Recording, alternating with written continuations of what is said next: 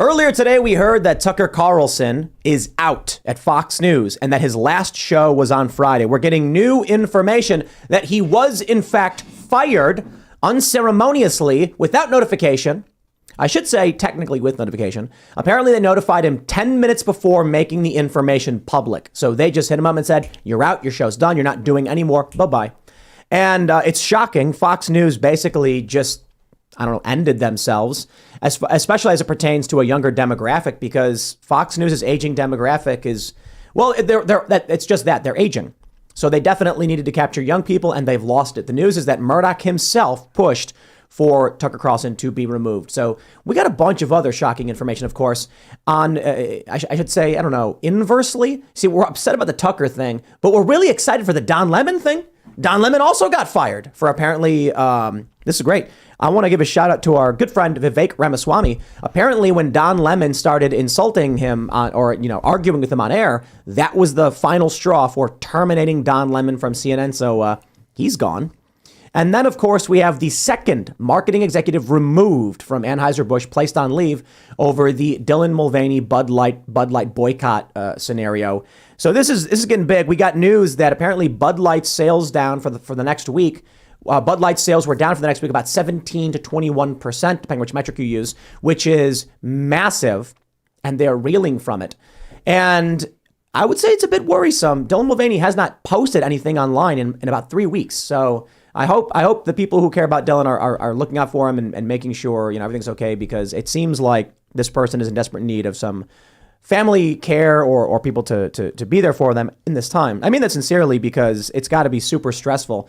Not that I'm a fan of the work that Mulvaney does, but let's just try and be human for a minute and win a boycott while making sure that's as far as it goes, right?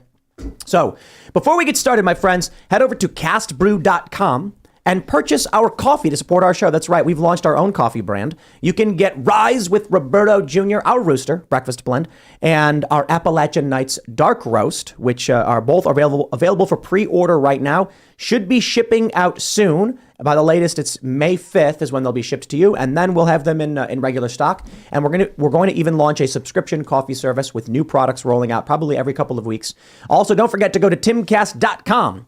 Click that Join Us button, become a member so you can hang out in our Discord server with like-minded individuals, and you'll get access to our uncensored members-only show Monday through Thursday at 11 p.m. And if you sign up at the $25 per month level, or you're a member for at least 6 months, you can submit questions and potentially be one of our callers. We take about 4 or 5 every night. You can call into the show and actually ask us questions. Now, before we, so let me slow down. Smash the like button, subscribe to the channel, share the show with your friends. Joining us tonight, one of several guests, is, of course, the lovely Savanah Hernandez. Thank you so much for having me, Tim. What's up, guys? Savanah Hernandez here, reporter, political commentator, contributor for Turning Point USA. Very excited to be here. Right on. Thanks for hanging out. And of course, I mentioned we have a special guest who has been patiently waiting. I am excited to announce to all of you that we are seeing, that we have on the show tonight, ladies and gentlemen, Seamus Coughlin. You're a bad friend. You're a bad What are you talking about? You brought me on this show on my special day, and you tease a special guest so people think it's Tucker Carlson? No. All the comments on Twitter, bro, is like, is Tucker going to be on? That's not fair. I'm literally getting I was getting chats on my live stream earlier today where people going, they think Tucker is going to be on Timcast. Hey, what do you think about that? I am actually mad at Tucker. You're a dirty dog. No, because I don't need to hear your rationalizations. I said all last week you were coming back. It's true. I was very excited. I said, guys, Seamus is coming back. He'll be back by Sunday. And then, we're getting ready for the show, and I'm going to be tweeting out Seamus here. And then That's why he quit. 1.1 million tweets about Tucker Carlson. Mm-hmm. And I'm like, but my special guest is Seamus. That's right. He's my special guest. People aren't as excited as they should be. No, they are. They're less excited about me than they would first. Like, it's just not fair to give people the expectation that Tucker's going to be on and then have somebody even cooler. You know what I mean? Mm-hmm. We love Tucker. But it was either going to be one of two things. Tim was like, you should just do your Tucker impression. I was like, I don't want people to think. That's not true. I don't want people to think I am playing into your sick games of making the audience think a much bigger guest is on. To do that. I said, quite frankly, to say Tucker Carlson isn't on or is on when he isn't is in fact offensive to your audience. And so I felt that it was very insulting. I just want the audience to know that I love and care for you all. And I think what Tim did to you and did to me tonight was just disgraceful, and hurtful. And I think you owe us an apology. What? For your lies. Ladies and gentlemen, I am terribly sorry I brought Seamus Coughlin on Thank the you. show. That's all we ask for. We are all sorry that you did that. I just have That's to literally say. all I ask for is some accountability. Yeah, I will say this. People thought Tucker was on. Do you think Tim would have a big guest like that on and not spend the entire day promoting, like, guys, Tucker's going to be there? I know, the only reason And, I'd hide the name is if I was ashamed. he would literally rename the podcast Tucker. Like, it would just literally be his new name on YouTube. You'd name like Tucker's Show, IRL. Thanks for hanging out, Seamus. Yeah, happy to be here. We also have Hannah Claire Brimlow. Oh, hey, I'm Hannah Claire Brimlow. I'm a writer for Timcast.com. I'm filling in for Ian tonight. I'm sorry, Tucker upstaged your big moment, guys. This is a reunion many people have been waiting for. In all seriousness, it's Rupert Murdoch's fault for doing this to Tucker. That's why he did it. He knew I was back on Shimcast, and I'm a threat to the establishment, so they don't want my platform to continue to grow. Rumble.com/shamer. That's my podcast. That's my podcast, Shamer. Yeah. Oh, that explains it. We're bringing shame back, and it rhymes with my name. Serge is pressing the buttons. What's up, guys? Let's do this. I will say real quick, though, we definitely reached out because we were like, now that Tucker's not doing the 8 p.m. slot on Fox News, he is free up. But I'm sure everyone and their grandmothers and their grandchildren were calling Tucker Carlson trying to get him on their show. So I do know that we know a bunch of the same people, and we know people who work for Tucker. I'm hoping that we can actually get him on the show. It'd be amazing. I'm a big fan. I think it'd be fantastic. But we'll see. I mean, it was a last minute thing. We reached out to his people. They said they let him know, but there's currently like a big... So let's jump into the news so you can understand the context here. This is really interesting. We have this story from Timcast.com. Fox News founder Rupert Murdoch pushed for Tucker Carlson's ousting. Murdoch was reportedly cornered over the former Fox News host's... Is that what it says? Oh, I'm sorry. Concerned. What am I doing? Murdoch was reportedly concerned over the former Fox News host's coverage of the Capitol riot on January 6th. Murdoch, the former Fox News host's departure is allegedly related to a discrimination lawsuit filed last month by former producer Abby Grossbert. Carlson's senior executive producer, Justin Wells, has also been let go, though Fox News representatives did not further comment. Grossberg, who worked on Sunday Morning Features with Maria Bartiromo, claimed she was bullied and subjected to anti-Semitic comments after being placed on Tucker Carlson Tonight. Carlson previously reported on the Capitol riot, noting Ray Epps, who was present at the Capitol on January 6, may be a government informant. Epps has since claimed he has been scrutinized and received death threats following Carlson's reporting. The FBI reportedly told 60 Minutes Epps has never worked for the agency, per the LA Times. I think, I don't know exactly what they said, but I think the FBI statement of 60 Minutes was like weasel words. Mm-hmm. Like the question is, was he informing for you or taking any instruction from you? And they gave this, he has never been an employee of the, Was this when Ted Cruz was asking questions? No, this is a new statement. Oh, this is a new, okay. I'm so sorry. I'm so sorry. Yeah. But so here's what may be a factor here. They're saying January 6th coverage. I think specifically it's possible this is somewhat related to the Dominion lawsuit, not directly, indirectly, in that they're like, we don't want to get sued again. Don't go around accusing people of being federal informants or things like that. That may be a factor in Tucker Carlson's ousting. But I do think it's important to point out. Let's read this headline from the Daily Mail. Tucker Carlson blindsided by Fox News firing that was a direct order from Rupert Murdoch after January 6 conspiracy claims and producer's lawsuit alleging bullying, sexism, and anti-Semitism, and his exit erases $500 million in value. I think it went up to $1 billion from on their stock. Yeah. So I mean, the important thing to point out is that Tucker was our only real competition, and with his ousting, Timcast IRL, we're going to the moon, baby! Right. That's why I came back. I wasn't going to come here. I was telling Tim I would be here, and I wanted to leave him high and dry. But then when Tucker got fired, I was like, this is opportunity. That's right. Seamus was like, bro. I can literally do my impression of him all the time, and people won't even know the difference. Mm-hmm. Well, now... The media doesn't want you to know this, but you can just watch Timcast if you want to see Tucker, actually. It's better than AI. This is amazing. Exactly.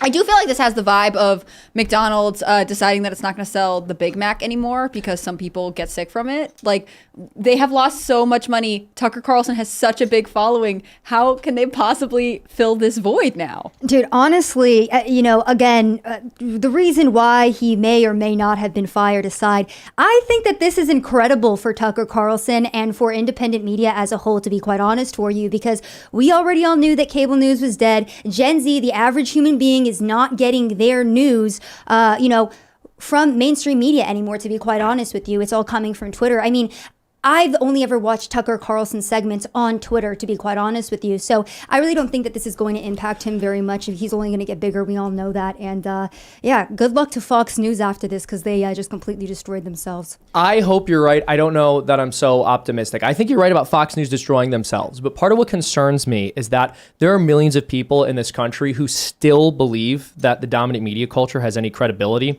And they really do believe that Fox News sets the standard for acceptable conservative discourse. And with Tucker Carlson leaving, well, I do agree he certainly doesn't need Fox to stay afloat. I'll still watch him. You'll still watch him. The young audience who likes him will. His legitimacy isn't going to be given, or his ideas aren't going to appear to have the same legitimacy to an older audience. I mean, it makes me wonder if he'll go completely independent or if he'll move to like Newsmax, right? Or run for president. Yeah, I mean, that would that's be a thing, even more too. fun.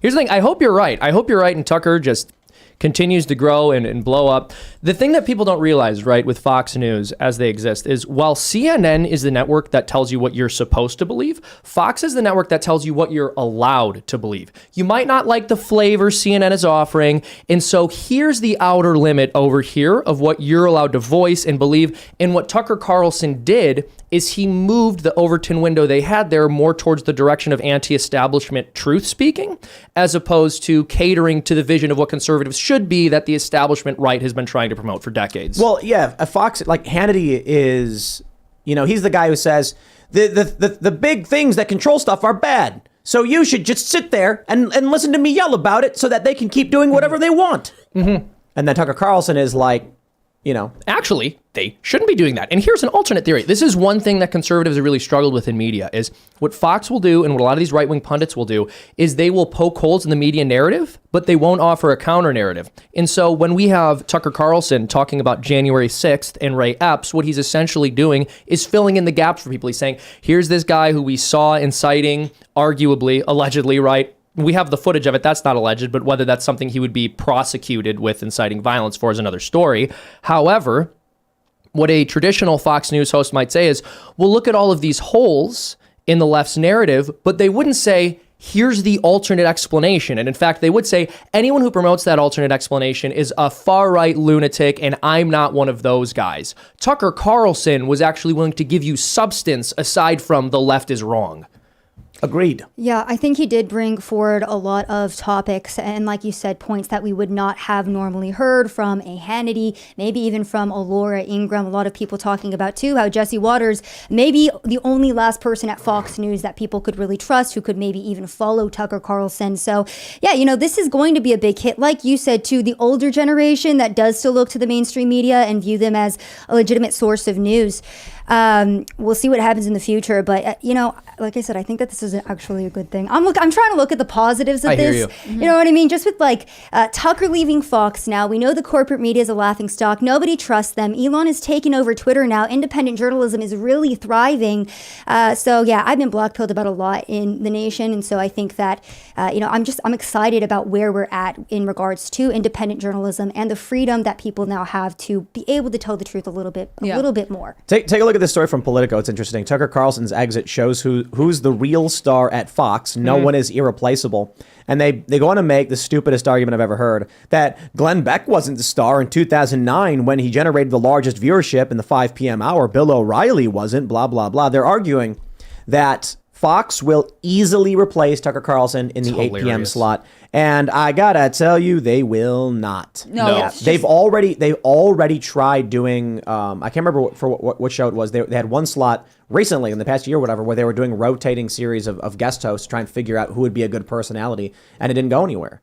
Tucker Carlson is the guy. Right. The dude. And even when he's absent, right, there's no clear, when Tucker's out, we definitely want this person in. They haven't been able to successfully audition somebody to inherit this slot. So now they fired him. They haven't even given him a transition schedule to leave, and they're going to do what with it? Who are they going to call up from the bench to fix this. I think That's what I'm saying. I feel like Tucker was top dog. He wasn't afraid to talk about things. And the great thing about Tucker, too, is that he would go and speak to and platform the smaller independent journalists who had substantial stories. I remember when I was at the 2022 NCAA Women's Swimming Championship, Twitter had deleted the clip of the first athlete that spoke out against Leah Thomas. It wasn't Riley Gaines or the other athlete who had spoken out, but it was this young Virginia Tech swimmer named Rose. Tucker picked up her interview. He is the one that made that, really big. Twitter ended up censoring and deleting the clip, but that's just an example of how Tucker has been at the forefront of like helping the little man and helping the average American, and that's why he's popular, because your average mainstream media head doesn't care about the the actual American public. They don't care about what we are going through in this country. They care about sharing their talking points. Tucker was the exact opposite of that, and there really is no other pundit that can compare in the mainstream. Yeah, and that's also part of why I was saying earlier, I really do think this is bad for us. We've been deprived of something. Tucker having that platform on national television and being able to tell the story of these female athletes who have been deprived of what they should have had the opportunity to do because Leah Thomas was competing in their sports was massive. Two voters 55 and up. That's what we're losing. Because And we're so- And that's- we're look, not going to and- transition to YouTube the way that the younger audience, people who are interested in Tucker. Well, anyway, exactly. will. And look at who the Biden administration is targeting right now. It's Gen Z with all of these dumb TikTokers now. And it is this next generation that is going to be leading this country, that is going to be leading, us into where we're going to be going as a country. I guess I articulated that horribly. But yeah, that's why I'm like, okay, let's lose the boomer audience. All right. Like, we need to be focusing on the younger people. And I think that Tucker has that big following, and he can do that with the amount of independent media we have. I certainly don't disagree that Tucker's going to be fine on his own, and I hope that his audience is going to continue to grow. I am just a little bit cautious, and I'm a little bit skeptical that he's going to be able to build the kind of platform that we would like to see him have, given how hard big tech clamps down on anyone who speaks the truth. And I hope that's true. And look, I'm on Rumble now too for my podcast. I think they're a great platform. I hope they're able to reach some kind of deal. I do like your optimism, but I will still say I think the American people were deprived of something. I think it's very sad. He was basically the only person on cable television saying anything. Right? Like you said, the other news anchors give you talking points. This is a threat to democracy, or that was racist and xenophobic. They'll just regurgitate these lines they've heard someone else say, and Tucker would say something. Can you give me an example of something, say, Hannity said in the past few months? No, I can't give you an example of something. Can anybody in the room? I will look because No. I'm not a boomer. I don't really watch cable television. I'll tune in every now and again, but it's pretty rare for me. I get most of my information from the internet and the sources I find to be credible there. I just want you to know that you're insulting a lot of boomers in the chat right now. Listen, no offense to the good boomers. Some of them I assume are good people, right? But my parents are in that generation. My parents are in that generation too. And I think Tucker Carlson did fantastic work when he was on Fox. The boomers gave us Star Trek: The Next Generation. That's also true. It's fantastic. That is true. Thank you, I'll give them. boomers. That's like one of the very few things. But if that's like the only thing, then But they've even redeemed that was a themselves. spin-off of something. I mean, Gene Roddenberry wasn't a boomer, right? I mean, boomers was worked on it, but that's a spin-off from the original Star Trek from the 60s. And Sure. so and they made it better. there's a whole huge What debate if- to have there. We're not going to get into that controversial territory here on Timcast. What if Fox brings on Don Lemon now, and he takes the 8 o'clock time? It actually, the thing is, it wouldn't sound that Lemon. different. Diversity But quota. Fox No, wouldn't it sound wouldn't that sound different that if they different. brought Don Lemon on. That's what bothers me. They're all saying the same thing. They're interchangeable. We got to mention that dude was fired, but first I want to talk about this story. Can right I just here. make one more point really quickly about this? So they're saying what you said hit the nail on the head, right? They think Tucker is going to be replaceable because everyone else on television is. All of these other personalities are. It is not going to be easy to replace Tucker. We got another theory, a couple theories as to why Tucker Carlson was removed from Fox News. This story, just from the other day on Post Millennial, AOC demands Biden admin regulate Tucker Carlson Fox News due to incitement of violence. I just like to point something out. How do you regulate incitement to violence? Does anybody have a suggestion? You'd be in jail. Yes, incitement to violence is a federal felony. And how do we regulate for people who are committing felonies? We arrest them and put them in jail. AOC said on MSNBC to Jen Psaki that what Tucker Carlson is doing is incitement to violence, and the government should be involved. They should be regulating this or whatever. What they're doing is the typical leftist weasel words where she's, of course, implying that Tucker Carlson should be arrested and charged, but then saying, no, of course, I mean, they should stop hate speech or something. And it's like, you accused Tucker Carlson of committing a felony, incitement to violence. That is, I'm pretty sure, defamation per se, meaning it's so egregious to accuse someone of committing a crime that it's much, much easier to overcome the burdens in Time v. Sullivan. Tucker Carlson could probably just sue AOC outright for saying this. I hope he does, because there are people who really incite violence, like Savanah. That's right. Yeah. You know what? No, I I really hope that he does, though, because to be quite honest, I am tired of these leftist politicians who do continue to incite people to violence. We can look at the LGBTQ community, Antifa, Black Lives Matter. The list goes on and on. We can look at, at the FBI and all of the times they've entrapped Americans and tried to incite them to violence. Let's go ahead and get into all of that. And we have AOC over here talking to the Biden administration, demanding them to take Tucker off of air. It's absolutely ridiculous. More than that. Chuck Schumer came put him in jail. Yeah, that's what I'm saying. Chuck Schumer came forward too because he was saying that Tucker Carlson killed democracy. It was the destruction of democracy when he came out and he showed the American public more January 6th footage that the J6 Commission was withholding. It's just absolutely ridiculous to me, and I'm so tired of being run by criminals, but that's just where we're at in America in 2023. The left can go ahead and incite violence against us all day long, but Tucker Carlson can't go and accurately report on his own show. Sorry. I was just going to say, AOC doesn't see that this is an endorsement of Tucker. Like, she is reaffirming to people that this is their guy, right? Because there are people, and it is a little bit of partisanship. Anything AOC says is wrong. And to be fair, that's not an entirely bad judgment. But now that she's saying he's inciting violence, they know he's not. They know that she, as a representation of the left establishment, is afraid of him. It makes him even more powerful, especially to those who support him. Well, exactly. She said he's such a threat that he needs to be imprisoned. He needs to be taken off the air. Yeah. And of course, like you said, they accuse every single person who disagrees with them of inciting violence. That's the new version of calling somebody racist. All it means is you have said something that I disagree with. The term ends up losing all meaning, et cetera, et cetera. The other theory as to why Tucker Carlson is removed. So I got the idea here is that AOC is saying he's committing a crime. There's been big pressure. I doubt that's the reason, but, maybe. But the other big question is, Tucker just moved to Florida. It was reported by the New York Post. The New York Post deleted the article because I guess it had revealing information as to where he lived. Why would he go down to Florida? Well, Florida's nice. It's a good retirement, but he did so in the past week, which to some insinuates that he knew he was about to leave Fox News. So this could be kind of like a retirement. Cenk Uygur of the Young Turks said he believes that Tucker Carlson was trying to get fired on purpose because he intends to run for president. Several others are implying that he may be Trump's vice presidential pick, which would be the smartest move that would have been the smartest move at any point ever, except for the fact that no one believed it possible because Tucker was working at Fox News. Now that Tucker Carlson is a free agent, Trump Carlson 2024 sounds extremely plausible. I would like that even better if he had kept his residency in Maine, and then we could have Maine's very first anyone in the Oval Office. They've never had a president. They've never had a vice president. I think Maine deserves that win, and Tucker Carlson would have been the best pick for it. Is that your main concern? I would say it's a strong. No, it wasn't just a pun. It wasn't just a pun. It was a legitimate question. Do you spend a lot of time thinking about someone coming from Maine? Because I'll just say, as someone from Illinois, as someone from Cook County, I'm hoping whoever's elected is not from there. See, I feel like election. New England really needs to hold on. Otherwise, they're going to have to merge into one state to have any kind of electoral power. But I'm being serious. I think when people pick vice presidents, they do want to show that they are representing a different part of the country. That's why we picked Pence initially, right? We have this brash New Yorker, and then we have this evangelical standard Republican from the Midwest. Indiana, yeah. In some ways, obviously, we know Tucker Carlson is not he does spend a lot of time in Maine, but he's not really from there. It would represent different parts of the country, although it would be an East Coast dominance. I think it would be an extremely unorthodox move to pick a VP who's from the same state that you are claiming residency in.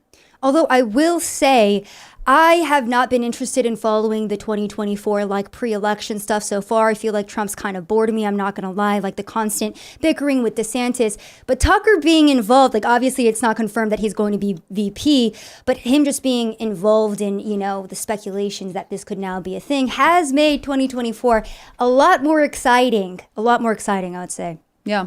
I mean, I would love to see a Trump Carlson ticket. Yeah, that'd be great. Yeah. I don't think anyone's fighting it. Yeah, I mean, a Trump Carlson ticket could be a very interesting thing. how would that work? Tucker's just gonna lobby DeSantis to be his VP pick, or Tucker would run a campaign in the primaries Lobby to try to. DeSantis? Would he talk? Oh, I'm sorry, not DeSantis. My bad. Trump. Would he like talk to Trump and say like, "Oh, make me Donald"? The establishment wants you to think I can't be your VP pick. I can't actually. Or does Tucker launch his own presidential campaign and then become the second? and then join Yeah. Trump. That's Yeah. what I think Is Tim this Scott's trying to do. I think that's why he's like, I have an exploratory committee. Interesting. I'm thinking about running for president, being like, Trump, please notice me. I'd love to be VP. Then Trump meets with them and says, "Don't run, and we'll give you a position or something like that. We will give you." That's probably a lot of what it is for all these people who are running. They just want Trump to appoint them somewhere. Yeah. Yeah, I could see that. But Tucker Carlson would be legit. Yeah. I think that makes a lot of sense. The thing is, apparently, before Tucker moved to Florida, he had met with Trump and I think Marjorie Taylor Greene or something like that. So the speculation was that something's been in the works for a minute. I wouldn't be surprised. I feel like his relationship with Fox has been strained for long enough. Not everything can, as much as we appreciate what he does, it doesn't going to last forever. It wasn't sustainable long term, and I don't think either one of the parties were entirely happy with the dynamic between the two of them. No, I mean, look, Fox is going to try to find their new bad boy too, their new anti-establishment Who's guy, and it's not going to be too much. super critical. Well, exactly, because they're going to want it to be someone with sort of the veneer of being transgressive, but who will never say the kinds of things Tucker Carlson said. But the fact that we can't name, they're obviously going to put whoever, Don Lemon, into this spot means that He's the there bad boy. is no Trump Lemon 2024. That would be God. yeah. Don Lemon would be Trump's Kamala. I mean, Well, we've got more news as to why people think Tucker may have been ousted. Check this out. Jonathan Kogan says BlackRock increased position in Fox Corporation. Fintel reports that BlackRock has filed a 13G/A form with the SEC disclosing ownership of 45.74 million shares of Fox Corporation, which is, they say, it's an increase of 14.75%, an increase in total ownership of 2.7%. Do you think this played a role in Carlson's departure? I don't know. I mean, probably. Isn't BlackRock like a principal ESG company? Yeah.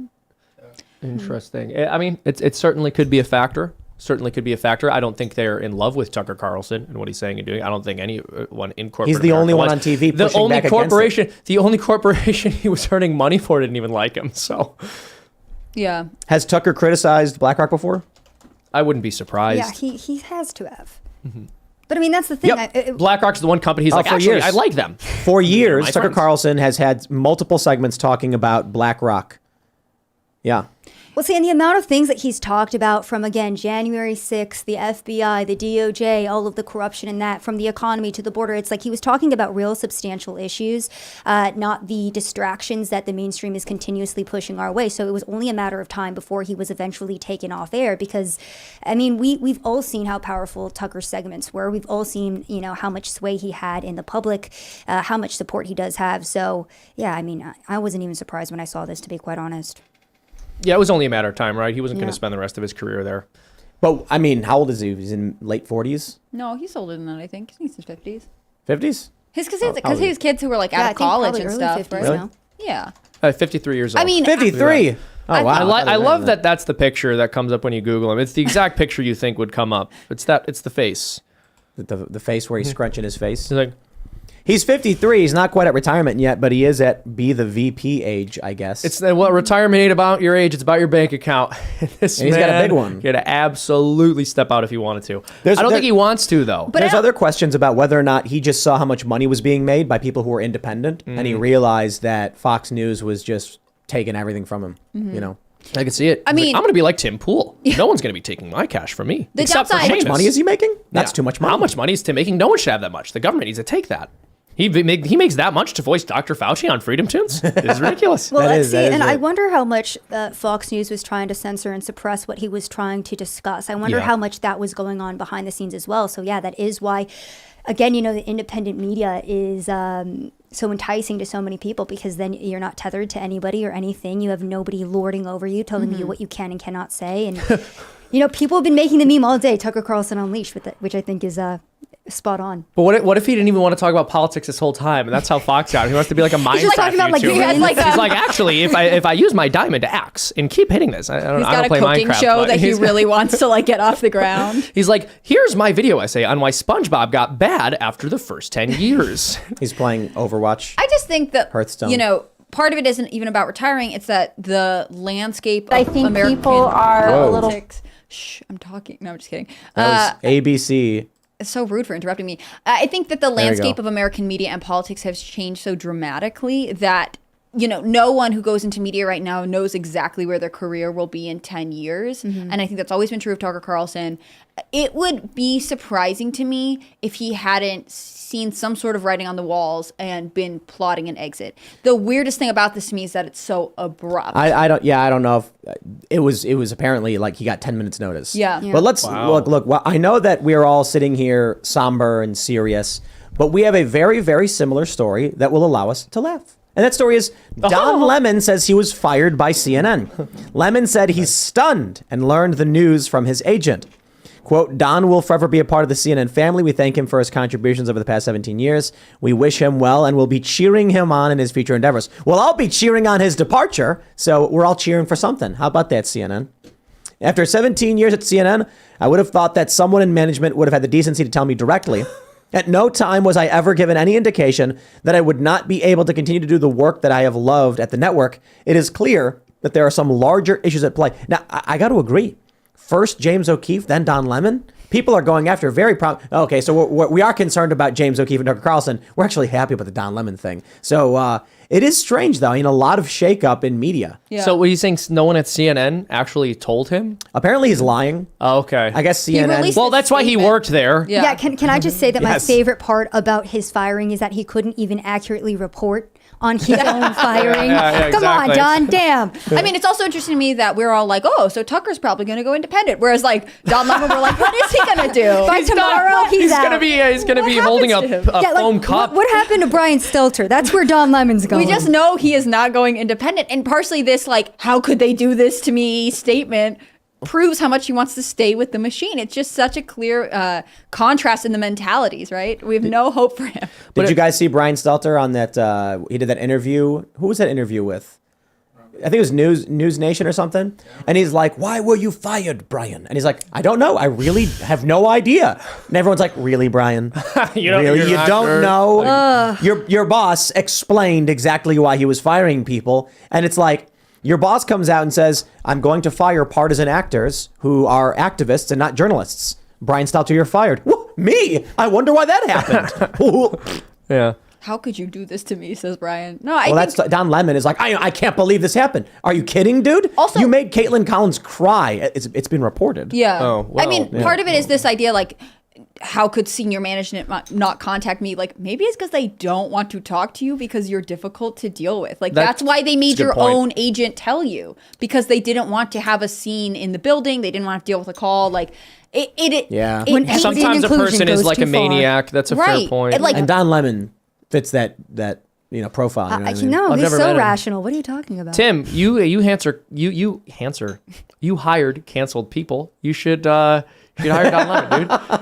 Get your other chair. Jeremy Boring posted something like, many people are asking about Daily Wire making an offer to Tucker, but wherever Tucker lands, he'll be successful. And then he later posted, many people are asking about the Daily Wire hiring Don Lemon. I'm just kidding. Nobody's asking that. Well, that would be an amazing but shakeup, though. Don Lemon goes to the Daily Wire. Right. It's a sad state of affairs because basically everyone on cable news is somebody who would never have gotten a platform if they had to build it up on their own. You know, let me tell you Yeah, something. that's an important point. Yeah, and how much was Don Lemon getting paid?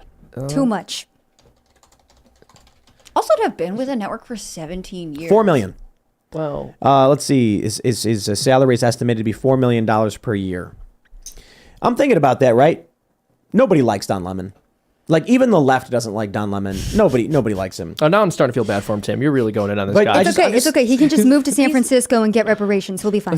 Here's what I'm thinking about. We're talking about what could this guy do now that he's like lost his job?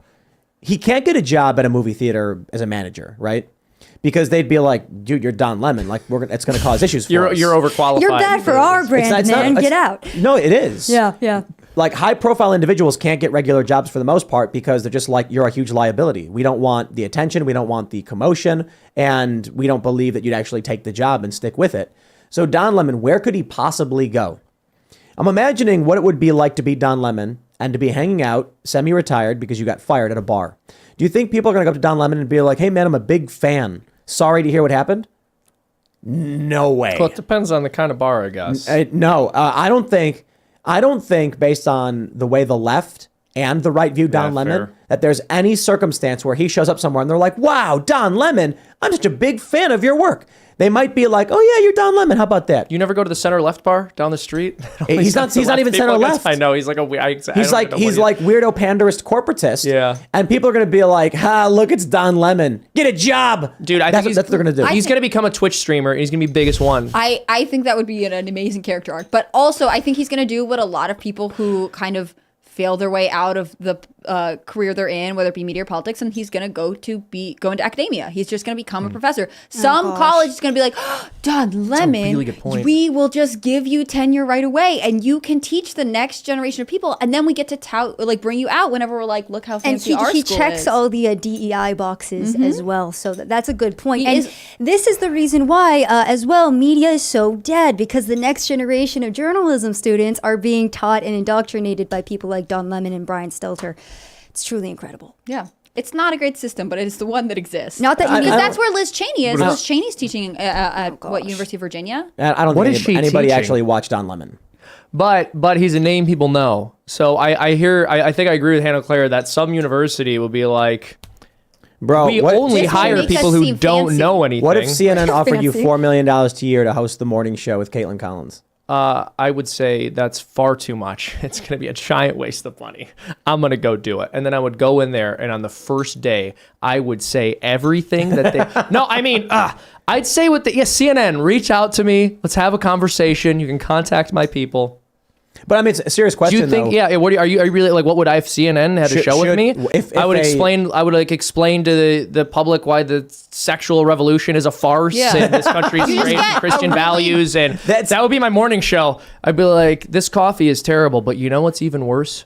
John what Money. has been done to mankind. John Money, Alfred Kinsey. I would turn the first morning show into a presentation on Alfred Kinsey. No, but in all seriousness, if CNN tried poaching a anti-establishment or right-leaning personality, and the CEO was like, look, we don't want to be partisan, should they do it? Right?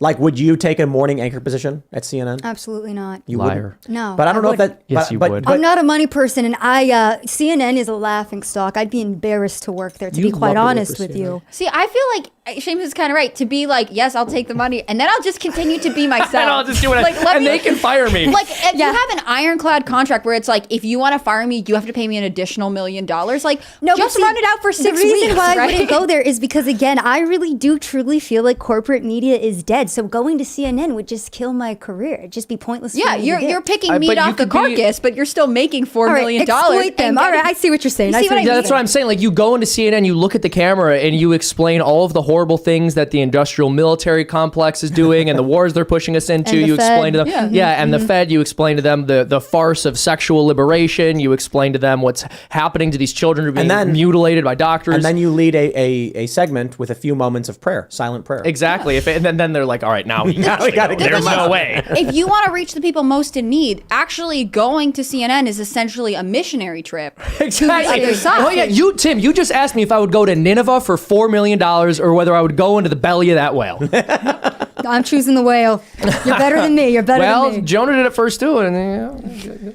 So Shows the the other ship, thing technically. is, I've actually gotten a bunch of messages from people, and they were like, "Your main competition for 8 p.m. has been removed," and it's like, look, for us, Tucker Carlson was competition. For Tucker Carlson, we are not competition. You know what I mean? Like The torch he's- has been passed, Tim. This is a lot of pressure on you. He needs to I don't- formally I don't come know in that. and like announce you are the new. You need, like, a 8 silk o'clock beanie American now, Time. all right? We well, gotta- hopefully we get him on the show, and then he says, "You just watch Timcast IRL from now on." Yeah, you should ask Tucker to be your new co-host, dude. But I think the reason I was asking about CNN is because Chris Licht is clearly trying to fix the network. I'm not sure if it can be done because, like, if you bought a car and then like some guy, say it's Don Lemon, went inside that car and then defecated all over the seats, the nice leather seats. That happened to a friend of mine, actually. And then left the car in the sun for, several days to fester in the summer heat in Las Vegas. And then the car was bought by some guys like, I'm going to clean this up. I still wouldn't want to ride in the car. Yeah. You know what I mean? Exactly. There's nothing you could replace the inside and everything. I'm just like, you don't want to be in a car that Don Lemon sat in? but it's not that. It's like value. people are going to see you driving around in it, and they're going to be like, dude, you're driving around in that car full of crap. It's like, we cleaned it, man. It's like, Well, I hope so. He who humbles That's himself will be embarrassing, exalted. bro. Get out of there. What did you say? He who humbles himself will be exalted. If that's what CNN is, I would go there and I would spread the truth, and I would take the embarrassment of being on CNN. But there's an important point to this conversation, which is that as we were talking about CNN, every single one of us is like, that would be super embarrassing to be on CNN. every single That would be like absolutely proud of it. humiliating. Wait. Can I play for you the clip that got Don Lemon fired? So this is from Aaron Rupar, the notorious. What is he still with Vox? I don't know where he works. I guess not. He's according to the New York Times, this interview that Don Lemon conducted last week with Vivek Ramaswamy played a role in his firing. Note, co-host Poppy Harlow sitting silently while Lemon goes after Vivek. Check this out. Is it going to play? I find your explanation reductive and actually insulting, including to black Americans, to say that black people today, compared to 1964, 1865, haven't made progress in part because of the freedoms we secured. And the Second Amendment was Black part people, of what secured hang them on, that please. freedom. I cannot keep a thought if you guys are talking to me in my ear. So hang on 1 second. So to say that, You hear? that Wait. black I gotta pause. people- You hear that? Don Lemon is talking to the producers, telling them to stop talking in my ear. They're probably saying, "Don, shut up, stop." And he goes, I can't do this. And then he goes off. It's not the first time he's done this. Black people secured their freedoms after the Civil War. It is a historical fact, Don. Just study it. Only after their Second Amendment rights were secured. They That's were a not fact. secured their freedoms after the Civil War. That is not. You are discounting Reconstruction. You're discounting a whole host of things that happened after the Civil War when it comes to African Americans, including the whole reason that the Civil Rights Movement happened is because black people did not secure their freedoms after the Civil War, and that things turned around. People tried to change the freedoms that were supposed to And you happen know how they after the got Civil it? War They got their and Second Amendment Reconstruction. rights, and they actually got the NRA played a big role in that. But today, Don, the NRA did not play a big role absolutely, in they that. trained black That Americans is how to a use lie. firearms. That's a lie. But That's not. The NRA did not play a big role in This that. is just historical fact. It's but not Don, a historical fact. The part that I Just find because you say it's historical the fact, part it's that not I a find historical insulting is when you say today black Americans don't have those rights after we have The gone fact through that I find civil rights insulting revolution is in this that country. You are sitting here telling an African American about the rights and what you find insulting about the way I live, the skin I live in every day. Here's where you and I know have the a different freedoms point that of view. black and white that black people don't have in this country, and that black people do have. Well, here's where you and I have a different point of view. I think we should be able to express our views regardless of the color of our skin. We should have this debate I'm not saying you without shouldn't me express your regarding you views, as a but I black think it's man, insulting that but you're me sitting regarding you here, as a fellow citizen. That you're That's what I sitting think we should here, see. whatever ethnicity you are, splaining to me. Whatever ethnicity, Whatever whatever ethnicity. ethnicity I'm. Yeah, that was. That is what I am. bad. I'm American, I'm proud of it. But I think we should have this debate. Black, white doesn't matter. I think we should have this on debate. the but I think content you should- of the if you're gonna ideas. do it, you should do it in an honest way and in a I fair think- way. And what you're doing is not an honest and fair way. Okay, with- but we appreciate you coming on. Could you imagine buying a car that's been just like stained with Don Lemon's crap? And then you're like trying to convince people you're making it better, but Don Lemon keeps crapping in the front seat. I gotta be honest, I am so sick of whatever ethnicity you are privilege. It is. Whatever ethnicity you are. Wow. No, I just want to be Poppy He Hollow went, right now. he It's went like, for being geez. racist without knowing what Without race even Vivek knowing, was. he's like, I don't know what stereotype to insult you with. It's like, I'm just gonna assume there is something. So, but I think the real reason he got fired is right there in the beginning. Let me play that again. With due respect, I find your explanation reductive and actually insulting, including to black Americans, to say that black people today, compared to 1964, 1865, haven't made progress in part because of the freedoms we secured. And the Second Amendment was Black part people, of what secured hang them on, that please. freedom. I cannot keep a thought if you guys are talking to me in my ear. So Right there. I cannot keep a thought if you guys are talking to me in my ear. CNN is so horribly mismanaged. I bet they were saying, stop arguing. Be a journalist. Stop arguing. Ask him his views and move on. And Don was like, no, Black Lives Matter. If he asks some questions, he might know what ethnicity he is. That's right. No. It's not about who he's interviewing. It's about Don Lemon, right? He's here to make these points, whatever ethnicity you are, and move on. I think that's what's hard. He is used to interviewing guests who are maybe a little sycophantic. He's not prepared to, not that Vivek is being hostile. They're just obviously on different sides. So he's not prepared to go into an interview with someone who he disagrees with. He wants people to support his beliefs only. And I think that summarizes a lot of the hosts on CNN and their viewership, right? It is ultimately to reinforce your own worldview. Whereas like contrasting Tucker was like, look, we got to talk about this stuff that's happening, even if you don't like it or even if you're skeptical about it. Jeff Zucker slithered into CNN and then defecated into the brains of their hosts. Because Don Lemon, if you watch his videos from like 10 years ago, was a very, very different person. I was going to bring that up. If you just played a clip of old Don Lemon versus new Don Lemon, completely different people, completely different. Like, yeah, Don Lemon, I wouldn't say mirrored Tucker, but he made good points. He was a normal human being. He actually seemed like he cared about reporting and, highlighting issues that were actually affecting people, whereas now it's all propaganda. So this clip is just incredible. We love to see it. We love to see people imploding, via their own actions. I just wish we could get the audio. Like, I wish they'd leak the audio of whatever they were saying to Don Lemon. Like, please, just move on. Don't say anything. Don't do anything. And he's like, it's a producer being like, Don, please, you need to stop. And then he goes, I can't keep a thought if you're talking in my ear. And he goes, I'm sorry. Or it was the producers trying to feed him talking points to counter the fake. Yeah. You know what? This is occurring to me too. So his network is most likely getting mad at him for being annoying, but it's not like he broke a particular story that anyone is speculating that they're mad at him for. And I think that really says something, because with Tucker Carlson, we are speculating. Well, maybe it was the January 6th story. Maybe it was about the Dominion voting systems, whatever it might be. He stepped on a lot of toes, which theoretically is what a journalist is supposed to do. What story has Don Lemon broke of any consequence that any person in power would be upset about? He broke the story that he is a black man who has personal experiences that Vivek is wrong about. See, well, I didn't know that, so thank you for informing me. Now I exposed, have so much more respect for his journalistic abilities now. That's right.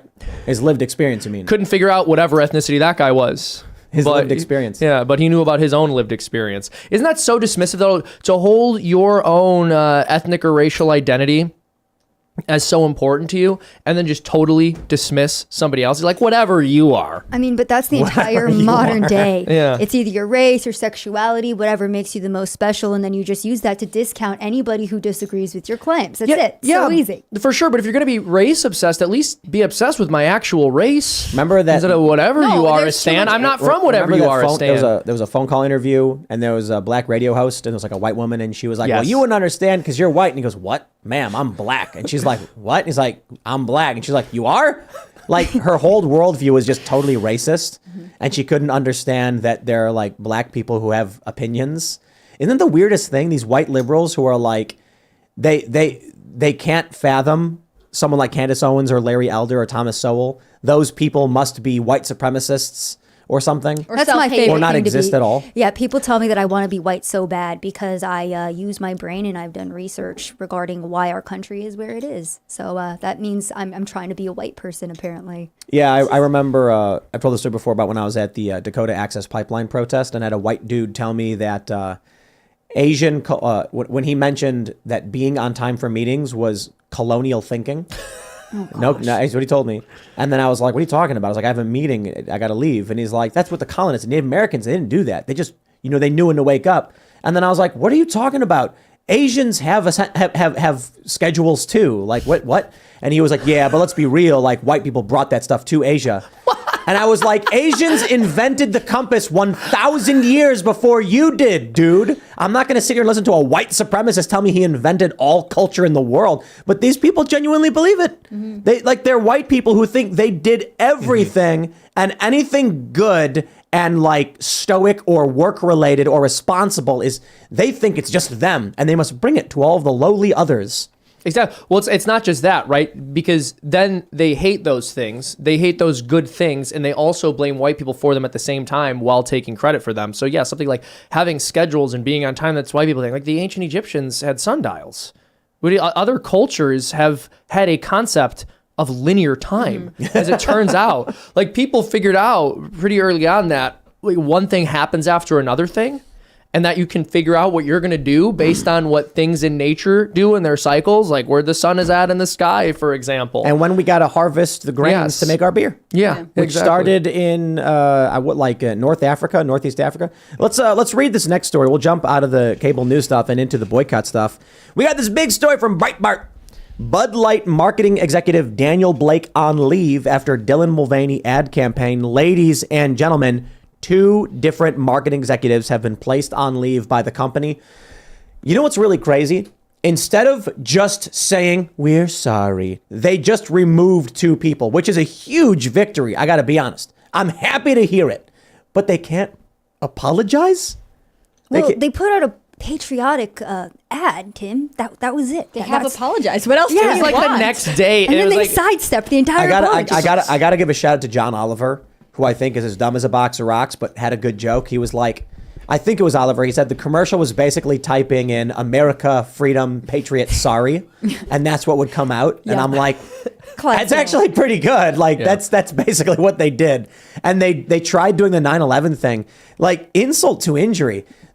Apparently they had the Clydesdale commercial after 9/11 with the Bud or whatever. I don't remember that. I mean, but so that's what they did in this new one. The Clydesdale is running, and then it runs past New York, and it's like those who never forget. And it's just like, dude, you're not getting out of that by saying 9/11. Please don't use They a use national 9/11 day of to- mourning Yes. to get In you the- out of this mess. I mean, we've downplayed 9/11, so much. Might as well just throw it in the Bud Light ad. apparently so. apology It's ad. what you need to do when you have to apologize to people you don't Yeah. like. So- I will so- say my only thing, I've said this before, is that both of these people are on leave. They are not actually fired. A lot of people view this as a step towards being fired, but I just think they'll put them in the background for a little while. They'll go to the Bahamas, they'll hang out, and then they'll come back. They are Maybe. hoping to keep these people in place. I think the first lady got fired for Yeah. hiring Dylan Mulvaney, and the second guy got fired for that stupid horse commercial. but they're not I think I fired. saw They're the on horse leave. Well, okay, that's what I mean. I mean, removed. I thought the first girl got fired. No, I she only was saw they're on on leave leave. reported. They were both placed on leave. Which So- is ambiguous. It means that when you guys are tired of being mad at us, we'll bring them back. The other- I the other will big news, say, sorry, go ahead, Tim. I was gonna say the other big news is that Dylan Mulvaney hasn't posted anything since the 7th. That's interesting. Right, Dylan was posting almost every day or every other day, and just stopped posting when this whole thing kicked off. So I just want to say, I think Dylan Mulvaney is a person who doesn't have anyone who cares about them, and that deeply worries me. Anybody who is in Dylan Mulvaney's life would be saying, "Stop this. Yep. This is not acceptable. It's not okay." They're being driven by the TikTok algorithm into, look, Dylan Mulvaney came out in an interview and said, "How come no one's messaging me to date?" Clearly, the machine is pushing Dylan in a direction that regular people are not interested in, and the people who love and care about Dylan, or maybe there's nobody, are not doing anything to help Dylan with. I mean, Mulvaney was even just interviewed in that article where, she was talking about. I don't think Dylan Mulvaney is trans. Yeah. That's what sorry, I don't know what we're allowed to say here. This isn't my YouTube channel, so I'm just trying to be extra safe here. Well, let me just say it real quick so you can make your point. Dylan Mulvaney does not, in my view, I'm not a doctor, exhibit any of the traditional gender dysphoria or AGP or AAP, which is what is typically associated with transgenderism publicly. Dylan Mulvaney made a video singing about looking at his bulge, which is clearly the opposite of AGP or gender dysphoria. It seems like Dylan Mulvaney is just mocking trans people to get views because the algorithm keeps promoting it. Yeah, I mean, look, I think when you have a giant marketing firm that throws somebody like this out into the public eye, the public absolutely has the right to comment on it, and the public absolutely has the right to say what they think is despicable about it. That said, I do feel bad. I mean, I feel bad for him because this is someone who's clearly got something wrong with them. This is not normal, healthy behavior in general. Well, And I think I gotta say I half agree, okay. but continue. I'm not saying that there's no agency there. I'm saying someone has something wrong with them. And you made this point about no one being in their life who cares about them. I remember a long time ago, I had a friend who was watching some of these American Idol cringe compilations where someone who is really bad at singing is intentionally selected to be on the show so they can sing poorly and the audience can laugh. That's how it works. And what he said was, I don't think these people have anyone in their life who loves them. And that's essentially what we're seeing. well, that's They're not enough to give not necessarily the truth. For the American Idol thing, and it's in so many other facets of life, there are people who they genuinely think their friend can sing. They're like, "You're so good, you should go." Yeah, and then they go. And so I've had friends who've tried it for American Idol, and when they explained to me the process, they were like, "Oh, like all the bad singers you see, half the time they're not even in the room with the judges. What they'll do is they'll record the bad singers in front of a camera, and then they do a cut that makes it look like the judges are in the same room, but they're not. They're watching a video screen of it. So they're not actually saying, but sometimes they are. And that means that the producers go to the bad singer and say, we want you to sing in front of the judges. It's intentionally done. I think for Dylan Mulvaney, you said there's something wrong with him. I don't necessarily. I think it's total agency. I think what's wrong with Dylan is narcissistic personality disorder. I think everything that Dylan is doing is an active choice to pretend to be trans. And there's more evidence to suggest that Dylan is faking it. Ollie London has produced previous interviews and recordings showing that Dylan Mulvaney has lied about when he was transitioning.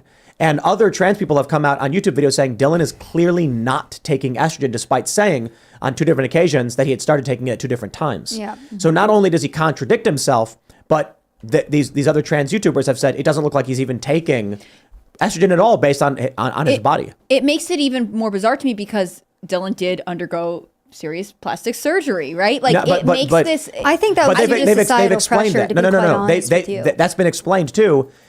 Apparently, I don't know if this is true, but people have pointed out that Dylan did not get facial hair removal, just facial slimming, which is more easily reversed. Meaning, if Dylan ever decided just to go about living not as a woman or whatever, or doing this publicly, Dylan would very quickly look male again. I mean, but what if this is over? Like this Bud Light or Budweiser thing came out as to mark 365 days of girlhood, right? This 1 year mark is when all of this happened. What if in another week, Dylan comes out and is like, I tried it, but you guys are so hateful. I'm just going to go live as a man. And you guys are bigoted and terrible. But see, he can't at this point. The corporations But are taking full advantage of him. And but Tim, no you one's brought going to up want that to he touch him didn't- at this point. Right. But Tim brought up the point that he hasn't posted in 3 weeks? Since the 7th. So it's been a while. Like you said, he was consistently posting. But what I view with this whole entire thing is, again, corporations taking advantage of mentally ill people. And I don't say that in, in a disparaging way. I'm not trying to be hateful here when I say that, but yeah, very clearly, if you are cross-dressing, if you think that this is how women behave, if you think that this is normal behavior in society, and a lot of people do because we've hyped it up instead of telling people the truth, which is why you have all of those viral clips of Matt Walsh and Michael Knowles when they do speak to transgender people, because they're very clearly telling them the truth, and the transgender community can never argue their points properly as to what it does feel like to be a woman. I can't even explain what it feels like to be a woman, and I am a woman because it's not a feeling.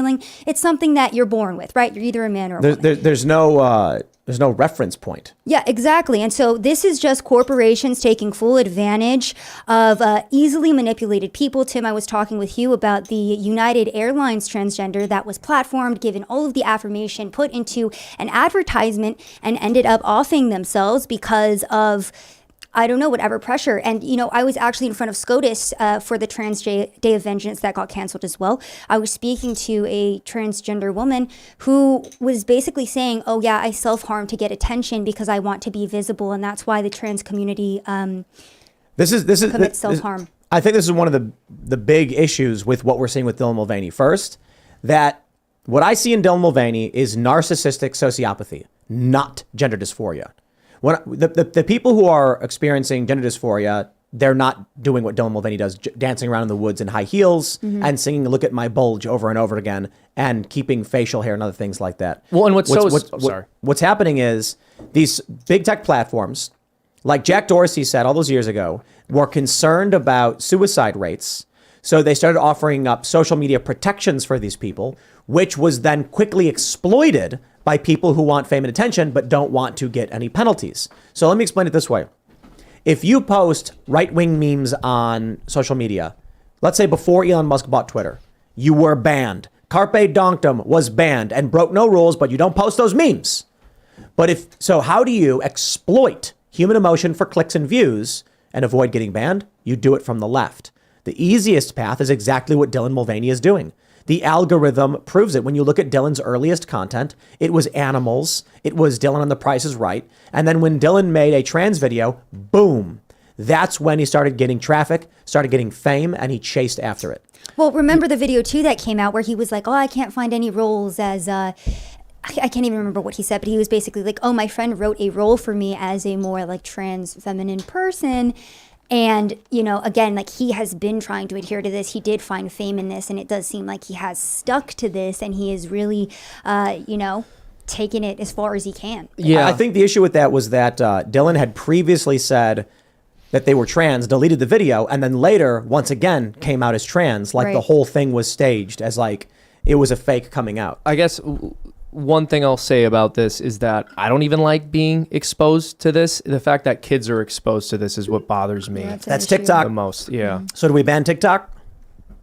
So the legislation that Republicans were pushing to ban TikTok, from what I understand, did some other things that we might not be in love with. But I think that there is a real question to explore there about banning TikTok. I would not be against it on principle, but you'd have to show me good legislation. I'm agreed, for yeah. it. I really am for it. I think the legislation is Yeah, how do we exactly. do it is the issue, but I think it is a good idea. I think we should, yeah. But you would have to give me something that really banned it instead of lying to me. Yeah. If we look at what TikTok really is, it's China subverting our country. Yes. That is what it is, point blank. Again, you guys have talked about this multiple times. What are the children in China targeted with on TikTok versus the children in the United States of America? It's like night and day. So it is But the subversion let's of clarify. our country.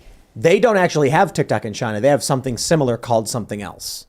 And it does. But owned by the same company that owns TikTok, right? Like, I'm not entirely sure. Maybe. I just know that the Well, aren't reporting- all companies in China basically controlled by the CCP anyway? So it's Well, that it's was all why owned we by the got same this government. wave between like November and January, this wave of like 25 governors who were like, you are not allowed to have TikTok on a state-owned device because part of the user agreement is that it can collect all this data, including whatever else you have on your computer, like your browsing data and things like that. So like if you are a government employee and you have some sort of like someone who works at the DMV, right? And they're pulling up whatever, and then they decide to watch TikTok on their computer, like they have now exposed your data to this company that has to report data to the CCP under a 2017 National Intelligence Law.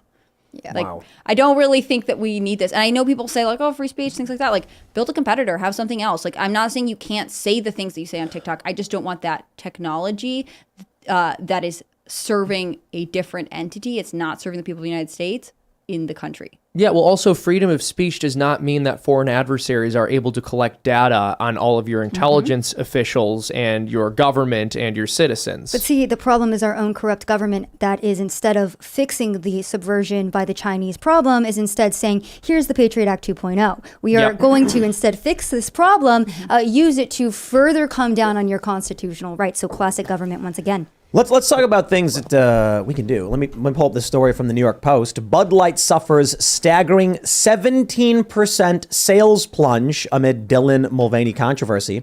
The latest sales data from Nielsen IQ and Bump Williams Consulting show that Bud Light sales fell 17% in dollars, while volume dropped a whopping 21%. Wow. Yo, this has got some feathers ruffled up. That's huge. YouTube started taking down videos, and this is what I said. My opinion on the matter, is that the sales decline was bad, and Anheuser-Busch got angry and went to YouTube and said, why are we advertising on your platform if it is loaded with people ragging on us? And so I think Bud Light was like, take these videos down. YouTube took down what they could. They didn't issue any strikes on channels. Why? That would cost them even more money. I think we're going to see that in the next report, it's going to be comparable in terms of sales decline, and then the sales decline will reduce. So let me explain. In the first week, when sales declined, it was like, I think 8% or something. So if they've got 100, let's just do a hypothetical number, 100 units of beer sold this week, drops by 8%. Now it's 92. Next week, it goes from 92 to, let's just say, 81. And they report the drop now is 10%, but it's still around the same amount of beers, a little bit more. What's going to happen is if they declined by 21 beers this past week, when the same number of beers decline, it's going to be actually, I think I got the math wrong. My point is, it's going to look like the decline is easing off because the boycott will reach a point that it's enough of the market share has been removed. Yeah. If 20% of people no longer buy beer, then Bud Light's market cap will drop by 20% and stay there. And once it stabilizes 20% lower, they will say the boycott's over, the decline in sales has ended, despite the fact what really happened is no one is coming back to buy their beer. Yeah. Right, right. And you know what? I will say too, I actually am proud of the right wing for, sticking it to Anheuser-Busch and actually sending this message, because typically in the past, I feel like we get angry about things, but we're internet warriors and that's about it. So, I mean, seeing the pushback on this has been great. And I think it has sent a message to a lot of other corporations as well. And they're going to start being more careful about what they're advertising. Yeah, so I actually did a cartoon about this a while ago called What the Media Thinks Right-Wingers Are versus What They Actually Are. And the joke we were basically making with it, feel free to check that out, Freedom Tunes. But the point we're making with the video is they paint conservatives out to be this highly motivated terror threat when conservatives can't even get people to boycott things. It's like, seriously. yes, I'm going to give my life in a fiery blaze to commit an act of terror. And then it's like, hey, how about we don't eat the cupcake brand that just issued a commercial, which was just two dudes making out. It's like, but I like the cupcakes. And then we see with this, fortunately, my expectations being subverted and conservatives actually doing something. I think part of it, Same. I mean, I wonder if part of it is that so many people who identify as, their former marketing person said, as the fratty, humored, kind of regular guy felt not only isolated from this, but then attacked, right? You're saying, I am wrong for not supporting this. I think that is isolating its base in a way that doesn't make any sense. I think it's harder for conservatives to find a unifying product to boycott, right?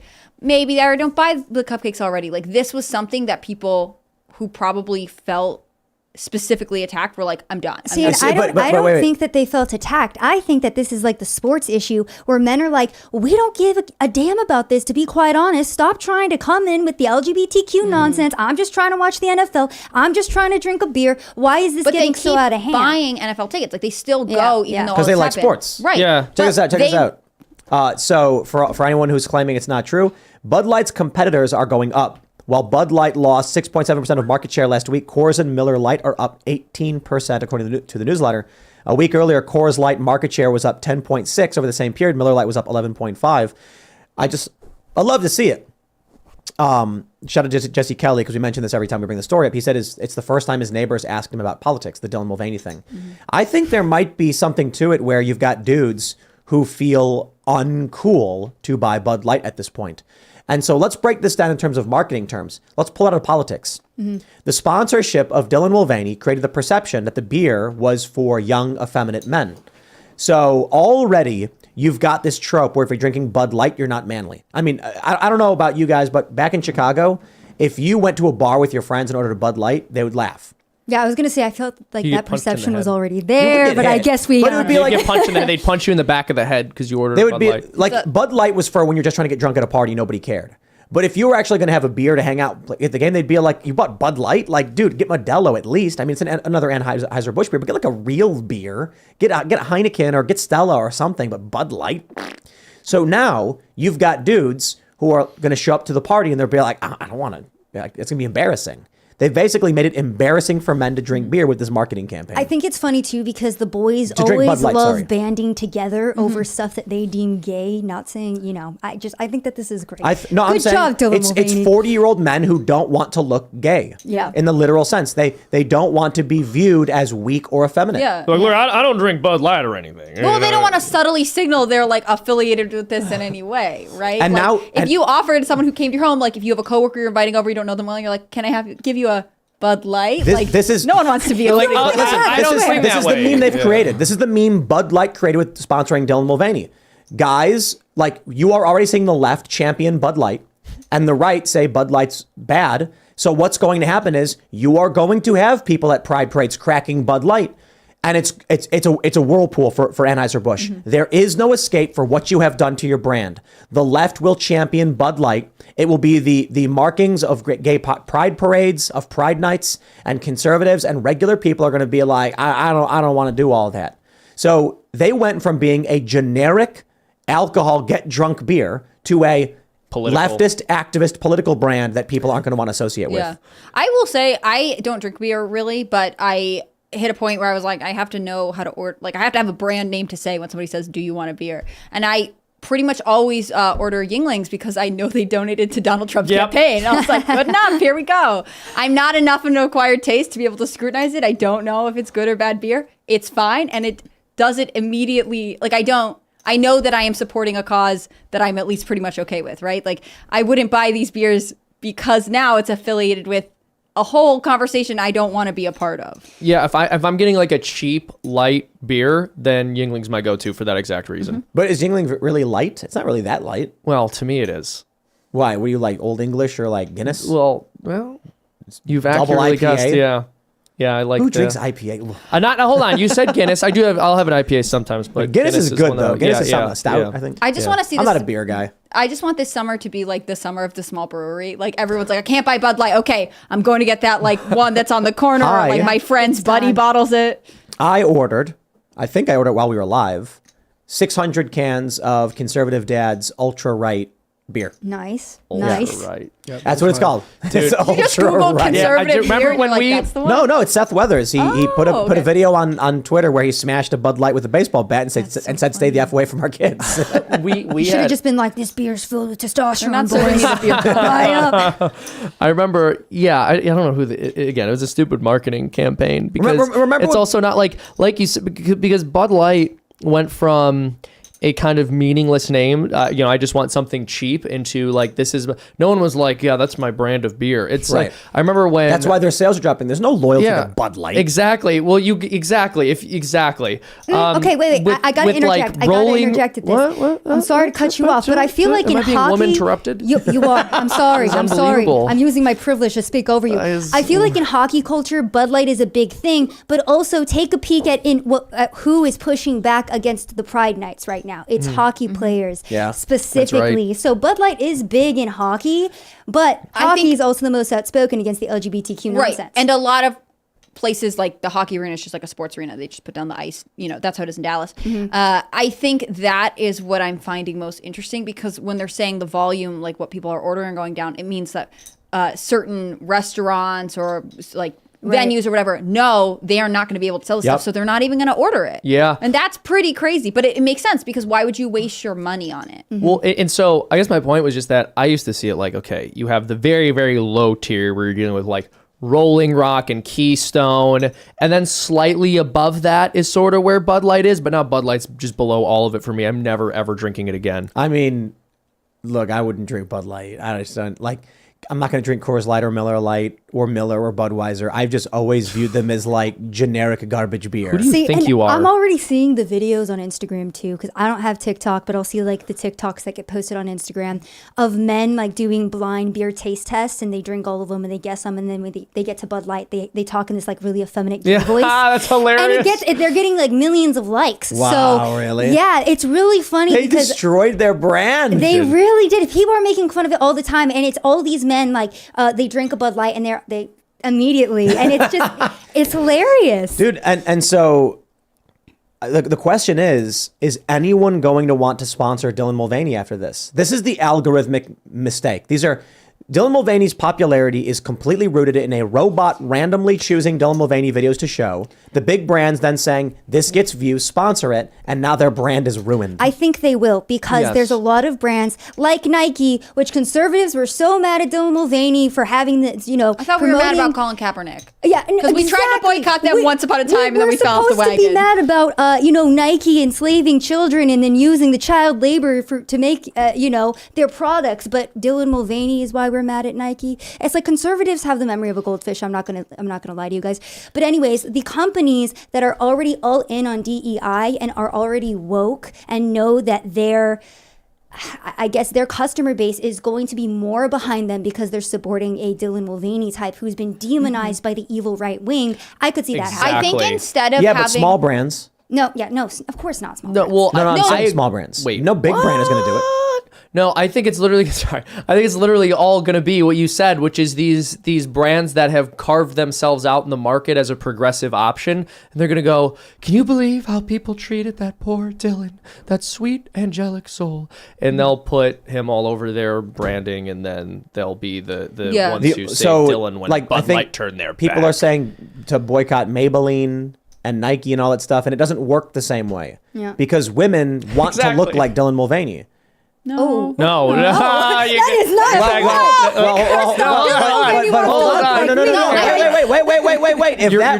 Wait. If I was wrong, women would be boycotting all these products, but they're not. No. So hold on.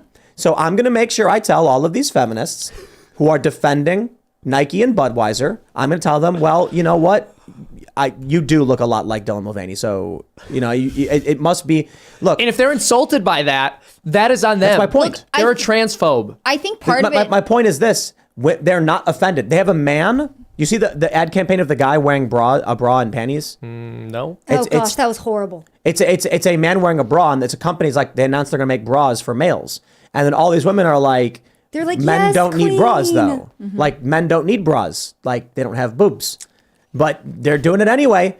Women overwhelmingly are more in favor of these political views and these things. Yeah, because we're more emotional. Well, Absolutely, yeah. we're easily. I also think manipulated. So it may be that conservative women don't want to look like Dylan Mulvaney, and it may be that privately these liberal women don't want to look like Dylan Mulvaney, but they clearly really do resonate and support Dylan. So I think it's a compliment to tell them they do look like Dylan Mulvaney. Well, you know that liberal women lie to themselves, and that's their entire persona. So, of course, they would say, yeah, I want to look like Dylan Mulvaney. And it's virtue signaling, right? Exactly. Like they That's want all it to is. seem like they're the most accepting. Girl, I feel like I'm a Dylan Mulvaney accelerationist, though, because the feminists are starting to get pissed off now. And I'm like, yeah, accelerate. Go into our bathrooms. Take over our sports. How bad does it need to get? And it is getting bad, and people are finally waking up. But it does take the average person being personally affected, which maybe there were a lot of Bud Light drinkers, and that was them being personally affected, Yep. and that's why it was such a big campaign.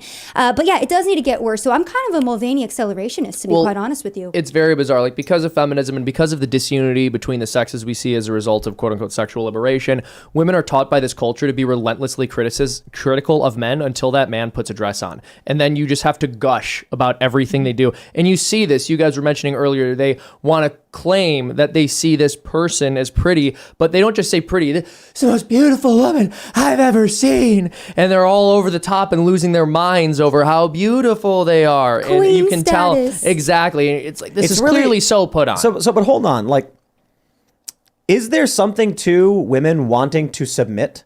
Yeah, If it's that's almost- is that the argument you're making? Is it built into the female nature or something? Well, That's I so think weird. girls, what I'm saying is that the argument is Yeah, no, there is. women are It's saying two men.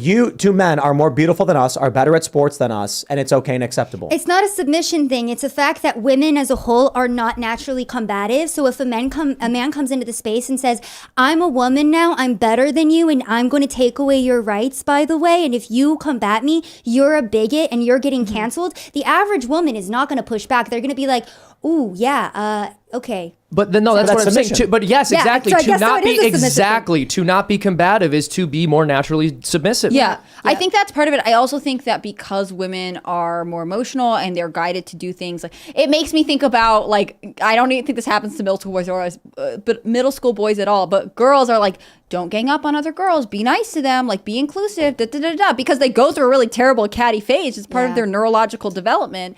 But it means that when Dylan Mulvaney is like, I'm a girl, women are conditioned to be like, great, like we're supposed to be nice and accept you. We're supposed to tolerate this. We're supposed to be welcoming and inclusive. Like these sort of progressive emotional appeals really reach women because women are already conditioned to live in a more emotional place than men, which can be beneficial to society. But in this case, it's basically them getting taken advantage of, right? They are being manipulated by this person who does not have true ties to their community, and they are not willing to oust him. Oh my gosh.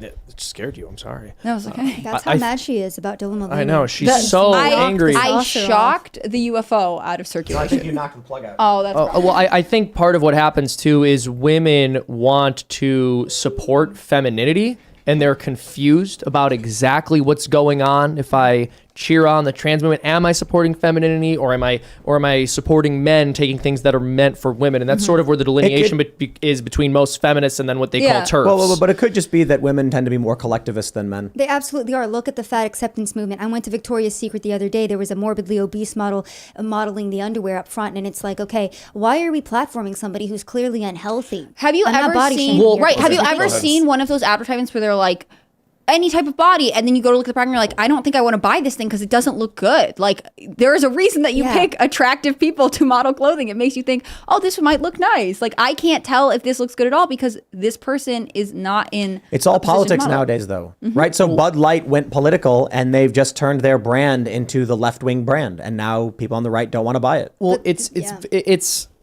complicated though, because one thing I've noticed with women in this culture and with just the fall in human nature, you know, men and women are different. We have different strengths and weaknesses. And one thing you see with women, and I don't know if this is cultural or if this is biological, but they often will scorn other women for making choices that help them to better themselves, and they will cheer other women on when they do things that are self-destructive. Absolutely. So when a woman OnlyFans posts, culture. exactly, a woman posts, I've been working out, I look better than I ever have looked in my entire life, and especially if she says she's doing this to make her husband happy, she is torn to shreds. But when a woman says, I am sleeping around and getting as out of shape as possible because who cares, and just choosing the immediate short term, there's going to be so many women in the comment section clapping for her, whereas they tear down women who are trying to build themselves up. It's a very sad thing. And I don't think it's who cares. It's because I love myself. I want to live this way. I want to live under self-indulgence.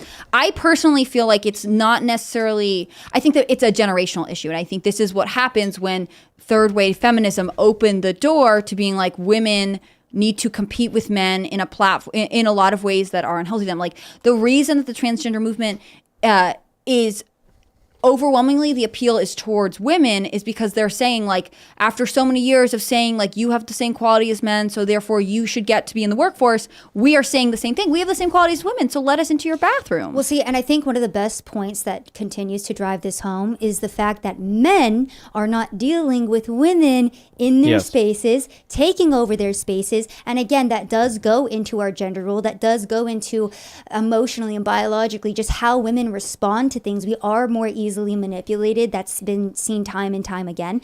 And on top of that, like, add to the point that we are a culture that is already, you know, via the education system, trained to be subservient, trained to listen to the authorities. So when you have corporations, politicians, the entire government backing transgenderism and saying that if you come out against it, that you're a horrible, awful person, that you're a bad Christian. We even have churches coming forward now and, you know, pushing this ideology that is inherently anti-biblical, like twisting their own theology, or just throwing it out. And then the average woman just goes along and says, okay, well, I don't want to be combative of this. And, you know, like you said, we also have a lack of strong men in society that are willing to put women in their place. And that might be like a very, you know, a brash thing to say, but I think that's where we're at right now. I disagree. There's totally tons agree. of strong men that are willing to put women in their place, and they're all on the left. Dylan Mulvaney. But the thing is, no, because the left doesn't know what a woman's place is. These corporate executives are telling women what to like and what to buy, and the women are saying yes, and they're buying it, and they tend to be male executives. And the right, look, I'll tell you this. We have women come on this show, and conservative women will say, repeal the 19th Amendment. Where do you stand, Hannah Claire Brimble, on repealing the 19th Amendment? I'd be for it, but I don't trust the men in this generation, so it's hard to say. Where are you on removing women's right to vote? I've looked at the demographics, and if I had to give up my one vote to 100 psychopathic, emotional, manipulated women couldn't vote, then I would. Yeah. And it's always the conservative guys who go, no, women should vote. Women should vote. You see, my point is, on the right, the guys are saying, women can choose what they want to choose. And on the left, they're saying, look at this picture of a man in a bra. That's what women should look like. And women go, okay. Well, but I think, let me analogize this further, all right? It's that the men are abdicating, and then the women are speaking to the serpent, right? And this goes back to Genesis. The serpent didn't go to Adam, it went to Eve. And Adam abdicated by not saying, why is my wife talking to a snake?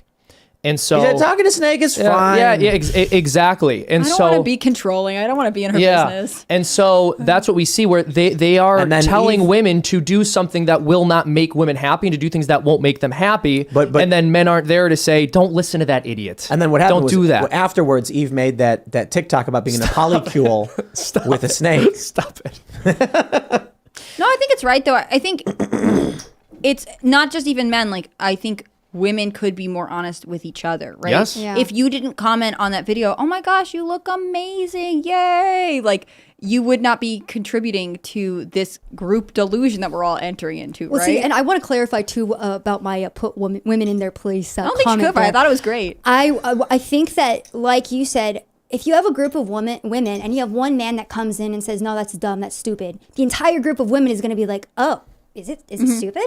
You know? I worked in an all-female office once, and we had to interview for a new candidate, and someone was like, oh, guys, we've got these resumes, and maybe we should interview this man. And the head of the office was like, no, we don't want to interview a man. I don't want a man here, because it was like chaotic. It's terrible working in an all-female office. Yeah, I could imagine. I've heard stories. I think if the man was attractive, the women might behave that way. If 1,000%. Yeah. If the women were of the collective opinion the man was desirable, they would be competing for him. And if they're of the collective opinion that the man is undesirable, they would be like, ew, no, I'm not going to listen to that guy. I think women more so do things for themselves than they do for men, right? Like the saying is, women wear makeup for women, not for men. Women get dressed up for women, not for men. There's that famous tweet where a woman said, male privilege is being able to wear the same clothes every day without anyone criticizing you. And a guy responded with, that's women criticizing you. Literally, no man cares if you wear the same cute dress twice. Ever. Right. Literally, women do all of this for other women, not for men. The only kind of man who cares is like generally not attracted to women. And you see that a lot. They talk about the unfair standards that the fashion industry places on women. It's like, yes, the fashion industry, notorious for just testosterone-filled heterosexual men being in control of everything and all the fashion trends. Of course. Yeah. Yeah.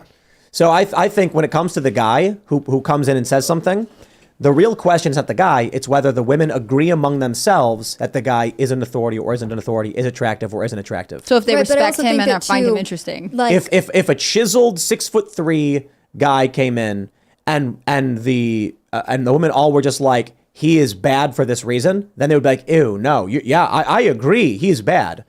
And if he was really nasty and ugly, this is why left-wing guys are the way they are and right-wing guys are the way they are.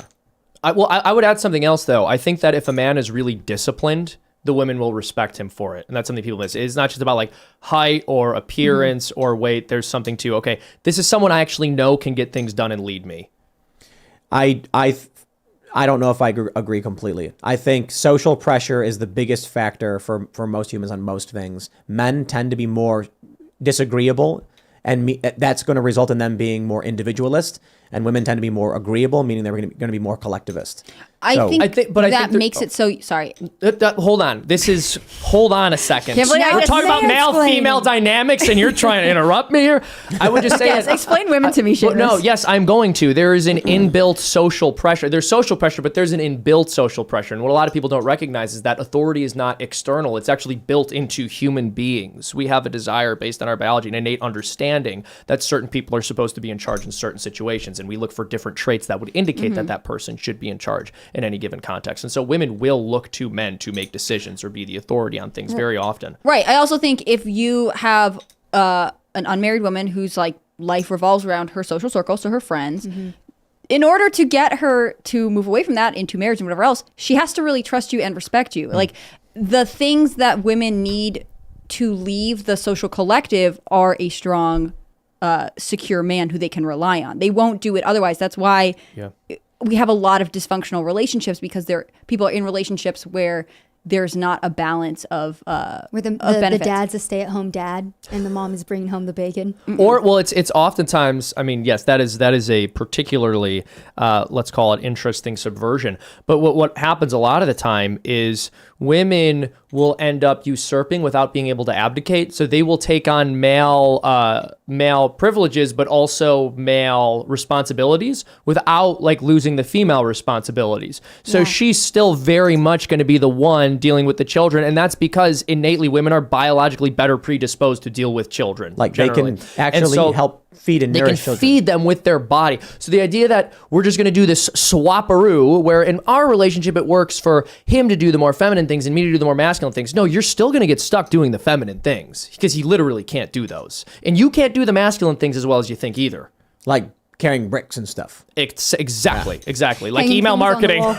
And firing and fighting bears. Fighting bears. Very you do true, need to be able very to do true. that. Yeah. You know, back in the day you did. You did. Nowadays, I think not the so point much. we're making here, though, is that, again, just the subversion of the gender roles and the complete destruction of those have created such just an unsatisfactory society for everybody involved. And that's why everything is in such disarray, because I feel like we have gotten so far away from morals, from values, from just being normal people, to be quite honest, to put it plainly. Well, Oh, no, you I was go ahead. just- I'll let you go this time. Thank you so much for the permission to speak, Seamus. I am so glad that you're here. I definitely don't You're wish it was Tucker welcome. Carlson. No, I mean, I think part of it is we're asking everyone to go against their natural inclinations and instincts, right? And so no wonder by the end of this, and like I said, I think it's generational. I think this has been a pressure cooker for a long time. By the end, people are like, I don't even really think I'm supposed to be the gender that I was born into, because how do I know I'm supposed to feel anything? Like, all of my instincts are probably wrong, and they can't see the nuance between, like, you'll hear so often, like, well, our son was really interested in his sister's Barbies. Maybe he just likes hanging out with his sister. It doesn't mean it. Like, he's a child, it doesn't mean anything. And instead, we've made it like we're constantly looking for signs that people are outside, they're different, and we accept them anyways. Instead of saying, like, you're normal, and that's actually awesome. I'm so happy that you are normal. You know what I realized, though? In the age of social media, I honestly think that the transgender and LGBTQ craze is the direct result of the fact that anybody can get attention on social media nowadays. It's very easy. So now you have to go to much more extreme lengths to get more attention and to be more famous and to be on the top. And that's why we've also gotten to the point where we've gotten to, because people continue to feel the need to compete with who's the coolest, who's the most unique, who's the most extreme. Yeah, I think- I need to stand out, and I will do anything to do it. Yeah, I think it goes even deeper than that, though. The first thing I want to say is relevant to the comment you made about people being punished for being natural. I've noticed this so often when someone calls something based or red-pilled, it's just someone saying something normal. Super normal. It's literally just somebody saying like something a mom normal. And everyone's baking bread. That's based, Yeah. bro. This girl cooked dinner for her husband. That's so based. It's like, that's just rare. normal. I mean, if that makes you happy, I'm glad, but let's just say normal. But beyond that, with what you said, social media has exacerbated it, but I think it goes much deeper. The advent of reliable methods of artificial contraceptive have completely changed society in ways that no one is willing to discuss or account for, because that's an innovation we're not allowed to criticize. But once we removed the purpose of sex from sex, then the purpose of sex itself, i.e. your biological identity, also stopped having a purpose and started being about you, just the way that sex has. So my biological sex exists for me and my pleasure, so why can't it be whatever I want it to be? Why does it have to fit into a specific role? Why does there have to be a logos to it? It's complete and total self-indulgence culture. Exactly. Indeed. I think we got some stories for the members only section, and we should carry on that conversation there, because there's a lot more to be said, but probably better off doing that in the not so family friendly version of the show. So if you haven't already, would you kindly smash that like button and become a member at timcast.com, so that at about 10 p.m. we'll do that members only show. And if you sign up at the $25 level, or you're signed up for at least 6 months, you can actually call into the show. But we're gonna go to super chats right now, so smash that like button. We're gonna read what you guys have to say. So before the show started, we got a super chat from Leon Yoder, who said the special guest is Seamus Coughlin. There was a couple other people who tweeted, when I tweeted we have a special guest tonight, someone was like, it better be Seamus Coughlin. But everybody was like, Tucker, Elon. Yeah. No, I'm sorry to disappoint you all. Yeah, it was the best. I told Tucker Allison, Carlson I was like- like, they're going to be so disappointed. Tim's like, dude, people, I just way overhyped. You're really gonna have to perform. I was like, you're such a good friend, Tim. Thank you. Charlie Duck says, what a crazy day. I can't believe what's going on. It is a really crazy day. Like, the whole day was just nuts. Like, I in my 1 p.m. segment, I'm reading, I'm like, Tucker Carlson is fired. And then I get a notification right here on the screen from the newsroom saying Don Lemon fired. And I was like, what? And I was laughing live. I couldn't help it. I'm just like, this is amazing. Like, the economy's getting really bad. Everyone's Yeah. getting laid off. I think there was a CEO of NBC that also got pushed out today too. And one of So- the White I heard House about that. policy directors got pushed out too. Wow. Yeah, Susan and Disney's Rice. going to fire for like 4,000 people or something. It really is spring cleaning. That's what this is. Wow. Amazing. Raymond G. Stanley Jr. says, Tim, my guy, yo, that was freaking hilarious on your 1 p.m. segment. When you found out Lil Buddy Don Limon got fired, hilarious, good riddance to him. Yeah, I was like, I saw the tweet from him because someone posted it, and I was like, no, this can't be real. It was some like crudely made meme picture, and I'm like, is this actually Don Lemon? He said back, verified. we need verification, and then we like sent him the New link. York Times, New York Post. It's like boom, boom, boom, boom. I'm like, woo. Wow. Oh my gosh. All right, Mandalore the Mighty says Seamus is better than Tucker anyway. The left doesn't want you to know this, but Tucker Carlson, while being excellent, is not nearly as good as Timcast. It's a fact. You're allowed to say it. Wow.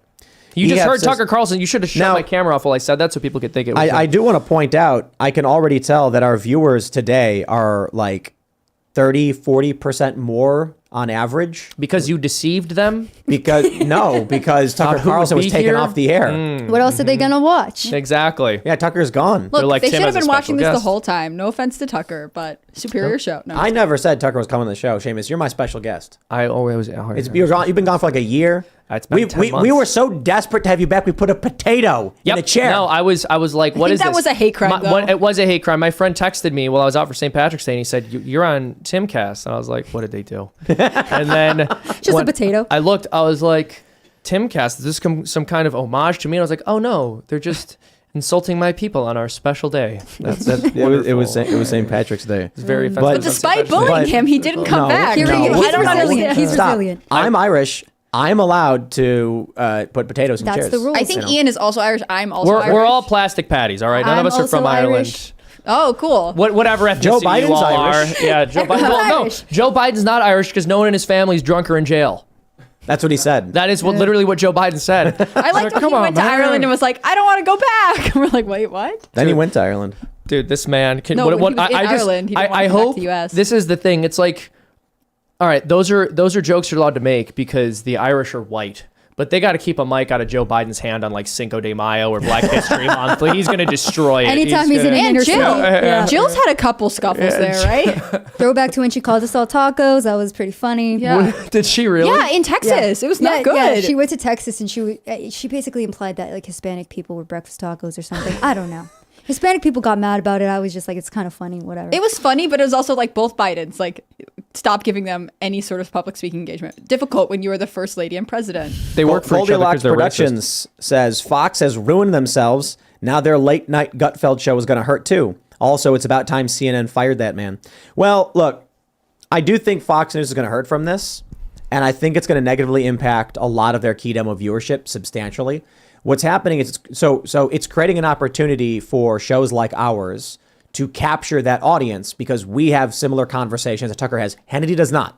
But there are people who probably turn on Tucker and then it rolls over into Hannity. I suspect we'll see ratings drop across the board because they did this. Well, you know, so be it. Good for them.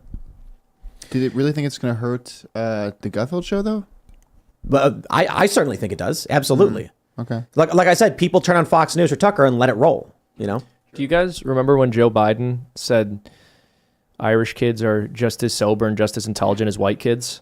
I couldn't believe that. All right. Alex says, but for real, should have changed the logo to Tuckcast. Extra people should be Seamus and Primetime 99. So I reached out to Tucker Carlson's people and I said, we will, if Tucker can come on the show, we'll put up a title card saying Tuckercast IRL. And he said only if you fire Seamus, and Tim said I won't do it. And then they said absolutely we can have him there in an hour or so, you know. And then I said, of course, Seamus will be here. Then they didn't respond, and then an hour later they got back to me and said, "I'm sorry, we're not available." And then wouldn't respond to any more messages. And I was just like, "Oh, How what could did I you do say?" this to Tim? That's actually not what happened. I said tonight. Tim said that Tucker was going to be on. I said, but tonight's my big night, and I stomped my foot. And Tim was like, oh, "All right, I'll tell them another time." All right. Daniel Trinka says AB InBev spending more on marketing for other brands like Modelo and the Fightin' Spirit trying to capture anti-woke money from the uninformed. Yep. Because I wonder how the sales are for Modelo. Yo, I like Modelo. Yeah, me Yeah, too. Modelo. I love that one. Yeah, Modelo's good, but Bud is not. No, Yeah. Bud Light sucks. I've Modelo's seen great. enough of the infographics where it's like, it's not just Bud Light, it's also all of these that I think they're fighting an uphill battle. I think people are more aware than ever, but of course some will sneak through. Well, and this is what's important for you to remember. Even though I think, yes, a total boycott of Anheuser-Busch would be great, I certainly would advocate for that, and I'm not buying their products anymore. When people say boycotts don't work because a parent brand only has this sub-brand and the rest aren't effective, what they're missing is a boycott sends the message that the consumers did not like that particular behavior, and so the parent brand knows not to try that with their other brands. Boycott Fox. Yeah, I mean, that's going to be the easiest boycott of my life, bro. Yeah. It's the only thing I watched was And Tucker. Tucker was the only thing I watched on Fox. It's a summer of Already us boycotting Fox? It's a summer of us watching Rumble and going to local breweries to get beer. Yeah, when What have I ever done differently? when Luke's here, he always once the show wraps, he always goes and watches Tucker Carlson, which he digitally downloads or whatever live. And he was getting. Do you remember when we were in the car together? And this was right after the Eminem thing. And I kept doing my Tucker impression He was getting so about mad. like how hot M&Ms were. And Luke was getting so angry, dude. I was riffing for like a half hour. Like every now and then, when it got a little quiet, I'd be like, the green M&M is the most attractive thing I've ever seen in my life. And then at some point, Luke's like, stop it, man. Tucker's great. I was like, I love Tucker too, Luke, but you got to be able to take the jokes. And we were just riffing on Tucker loving M&Ms. And then that was a good bit That with was a Bernie. quality segment. Oh, thank you. This is bull. Yeah, if you guys want to watch that cartoon, Tucker gets mad about the M&Ms. That was a fun one. Tucker cartoons are always fun. And then Ben Shapiro. Honestly, oh my gosh. So Luke is talking. By the way, the wonderful thing about Luke not being on the show is you still get to hear all of his opinions in the chat because he sits there and cries the entire time about the fact that I'm there instead of him. Hey, been Luke, you talking all see that chat. behind me? You see that behind me? Yeah. Look at it. Is Luke in the chair right now? This is conquered land, my friend. No longer yours. By the way, if a Fun fan, part because if- you took down the American flag to put I that would up? never listen. I didn't touch anything, but what I am saying is to the wonderful, incredible fans who make these kinds of things, if anyone wants to just make a papal flag and send that in. Potatoes for Seamus says, Seamus, I came out of the potato field to watch you. Glad you led us away from the mean Luke through the sea of potatoes to the promised land of taters. I did do that, and I appreciate the credit. Thank you. Luke doesn't even have the decency to super chat. No. He regular chats and then expects me to read them. Well, he's a baby girl. Hey, well, when I super chatted it and you didn't read it when Dr. Paul was on. He said potato people have no souls. See what I mean? It's like, what is potato people supposed to mean? That's some kind of dog whistle, right? He's referring to wait a minute. When Luke says potato people, is he talking about? Irish people? Oh, I'm so much more upset with him than I was before. I thought he was saying something else. Check this out. Powder PZ says Alex Jones called Tucker leaving Fox months ago. When they stopped him from showing the J6 footage, Alex Jones was right again. Well, Steve Smith says, I feel bad for Dan Bongino. Fox is going to lean on him so much in the future. Dan Bongino's not at Fox anymore. Yeah. Yeah, Yeah. he just left He went recently, right right? before. Did they- Last did- week. Yeah, did and they thought it was a result of the Dominion lawsuit, right? Or settlement. Is that what it is? Is Bongino That's and Tucker. the rumor. I Wow. didn't have confirmation. All right. Owling Dog Design says, you're all wrong about the older crowd. I'm older, been watching Tucker and Timcast et al. For years. I'm not aging out of my opinions. I canceled Fox News subscription and paid Media Today. IM'd? Maybe there's a typo in there. But we're not saying all older crowd. The fact is, Tucker's audience, 3.3 million, only about 400,000 or 500,000 are in the key demographic, meaning you've got 2.5 million people who are older than 55 who watch Tucker Carlson regularly. Our audience is like 70 to 80%, 24 to 45. So, and then we have some like teenage, like 18 to 24, and then some 55 plus, but it's mostly in the key demo. Granted, we don't get 3 million views. We get, I think we average like 500,000 per day on the show, from like 300 and something on YouTube, and then 100 and something on the podcast. And then we get, with the clips, like 800 to 1 million. I think they did it immediately. From You what what? it says, they did it immediately. So as soon as they saw that, they canceled the Fox News subscription. And Oh, immediately. Yeah, immediately. Right. I see what you're saying. Luke, without super chatting, had the gall to say Seamus is the older crowd. He's 50. Luke, I'm way younger than you. Hold on, I just turned 28. He's 50? Yeah, Luke's An old 47? man. Luke is like in his 90s. Luke is like literally in his he's an old man. Carl says, with Fox now out of the way, you can get Tucker on Timcast. All you got to do is, if you know Tucker Carlson, tell him we want to have him on the show, and we'll get him out here. I mean, so my understanding is we reached out to his people. They said they talked to him directly and put in their request, and that's all we can do is now go on the show and beg and pray that Tucker will grace us by appearing on the podcast. Talk about a great show. Yeah, It'd be what if he amazing. comes on happen. with Elon? We'll just have a double feature day. It has to be. Jeez. Yeah, if That would break Tucker the was internet. here, that would be incredible. So how do we get Elon and Tucker to be on the same show? Well, they just did the interview together. I mean, so Maybe that they're on the phone conversation right now deciding. They're waiting to be asked together. Yeah. You never know. They could, or maybe they're like, I will They're not best do friends. it, or They maybe don't- they're like, I won't do it if Hannah Claire's there. That's for sure. Look, I think Fire I would be her. told, take the night Potato off. boy. I don't think Tim would do that to you.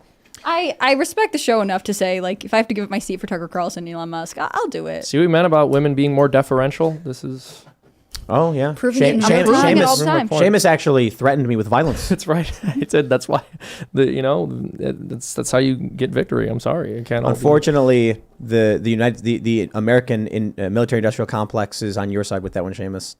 But no, I think we've got plenty of seats here. We could easily, peaceably accommodate our good friends Elon and Tucker. All right, what do we got here? Rob says, Tim, now is your chance to partner up with some local distilleries that have the same values as us and get your liquor license. I'll create an entire cocktail menu inspired by our mutual beliefs of individual freedom. Chris Carr did that. Yeah, our editor-in-chief / head bartender. Yeah, he made a whole big culture war menu, and it's actually really good. And you should tweet at him and get his recipes. As for local breweries and distilleries, we've been talking to local breweries, and we were actually talking with one about doing a signature brew. But we got to get the space up and running. We got to get a liquor license, and then we would have our own signature beer. That'd be very cool. What do you call it though? We have Cast Brew Coffee, and what's the other one? Cast Brew Beer. You have to have Potato Man's Lager or something. That's permission to use your likeness? You said it live, so no, I take it back. You can't do that to me, Tim. Dr. Seamus Coughlin's. Oh, dude, we should hair make growth formula. And we should combine. You should combine Forza with Freedom Tunes and have it be Dr. Mac. Just Dr. Mac's my news reporter, who's basically just my voice, and he's a bad Irish person. I think it's funny to have like Dr. Coughlin, and it's a picture of you in an old timey suit. Ooh, yeah. Dr. Dr. Coughlin's hair growth tonic. Can I have a monocle? Yes. Perfect. Yeah. All right, let's see. Captain Caveman says Tucker was obviously fired over the $787 million Dominion settlement. Maybe. That may have been a component of it. I'm not entirely sure, though. A lot of things. All right. Sterling Michaels says, any millennials realize that Trump is still commander-in-chief by military law? It's public information. If you know where to look, that's not true. What are you talking about? What? First of all, go to military? patriot.blogspot.wordpress.com and you will see that he is literally still the commander-in-chief. Yeah, he's literally not. He's a private citizen. No, he's still. That's why January 6th was so horrible, because that's how he kept power of the military. It was a coup, Tim.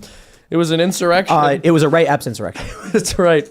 Well, I mean, Ray Epps is in charge now. Is that defamation? I mean, look, people are saying that Ray Epps might sue Fox News, but like he's on video saying to go into the Capitol. So didn't it's they? like, Well, didn't they say everyone there was an insurrectionist? I don't understand how you could say that he isn't. But he was the guy who was telling people to do it. So No, I know. It's the Ray Epps insurrection. But, okay. But what I'm saying is, yeah, there was no direct quote from Trump. Never said, "Go on in, do it." But this guy was telling people to go into the Capitol. So Right. yeah, you're correct. If they're going to call it Trump's insurrection, No, it's then- Ray Epps insurrection. No, I know, but I'm saying if they can get away with calling it Trump's insurrection, then I don't know how you could sue Well, that's someone for 'cause calling Trump's it Ray not Epps suing anybody. Well, it's insurrection. because Ray Epps is a Fed, so. Yeah, no, exactly. That's my point. But the more they try to push this, like the more they prove our point. I don't think he's a Fed. You don't think he's a Fed? Nope.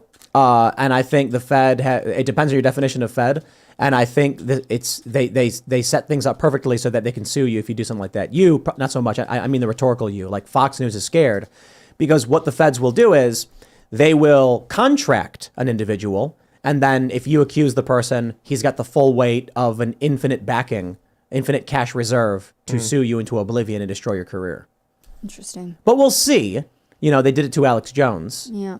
We'll see what happens with Fox News and Ray Epps. But that being said, Fed... Luke just called me a Fed in chat. That's a lawsuit right there.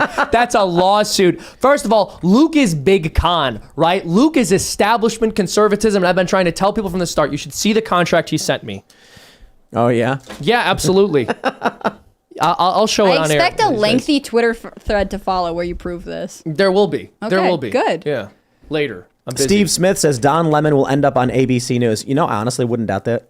See, but the way that he's talking about getting fired, I wonder if all the networks are like, we don't want him. He's too difficult to deal with. I mean, News Nation picked up Cuomo, so maybe Lemon has a future there. Amish Man says, I remember the Timcast episode when Seamus said he couldn't do Tucker's voice or Tim's voice, but he was practicing Tucker. Now he's nailed it. I can do Tucker's voice perfectly. I don't know if I can do Tim's voice yet either. Can you do Joe Rogan?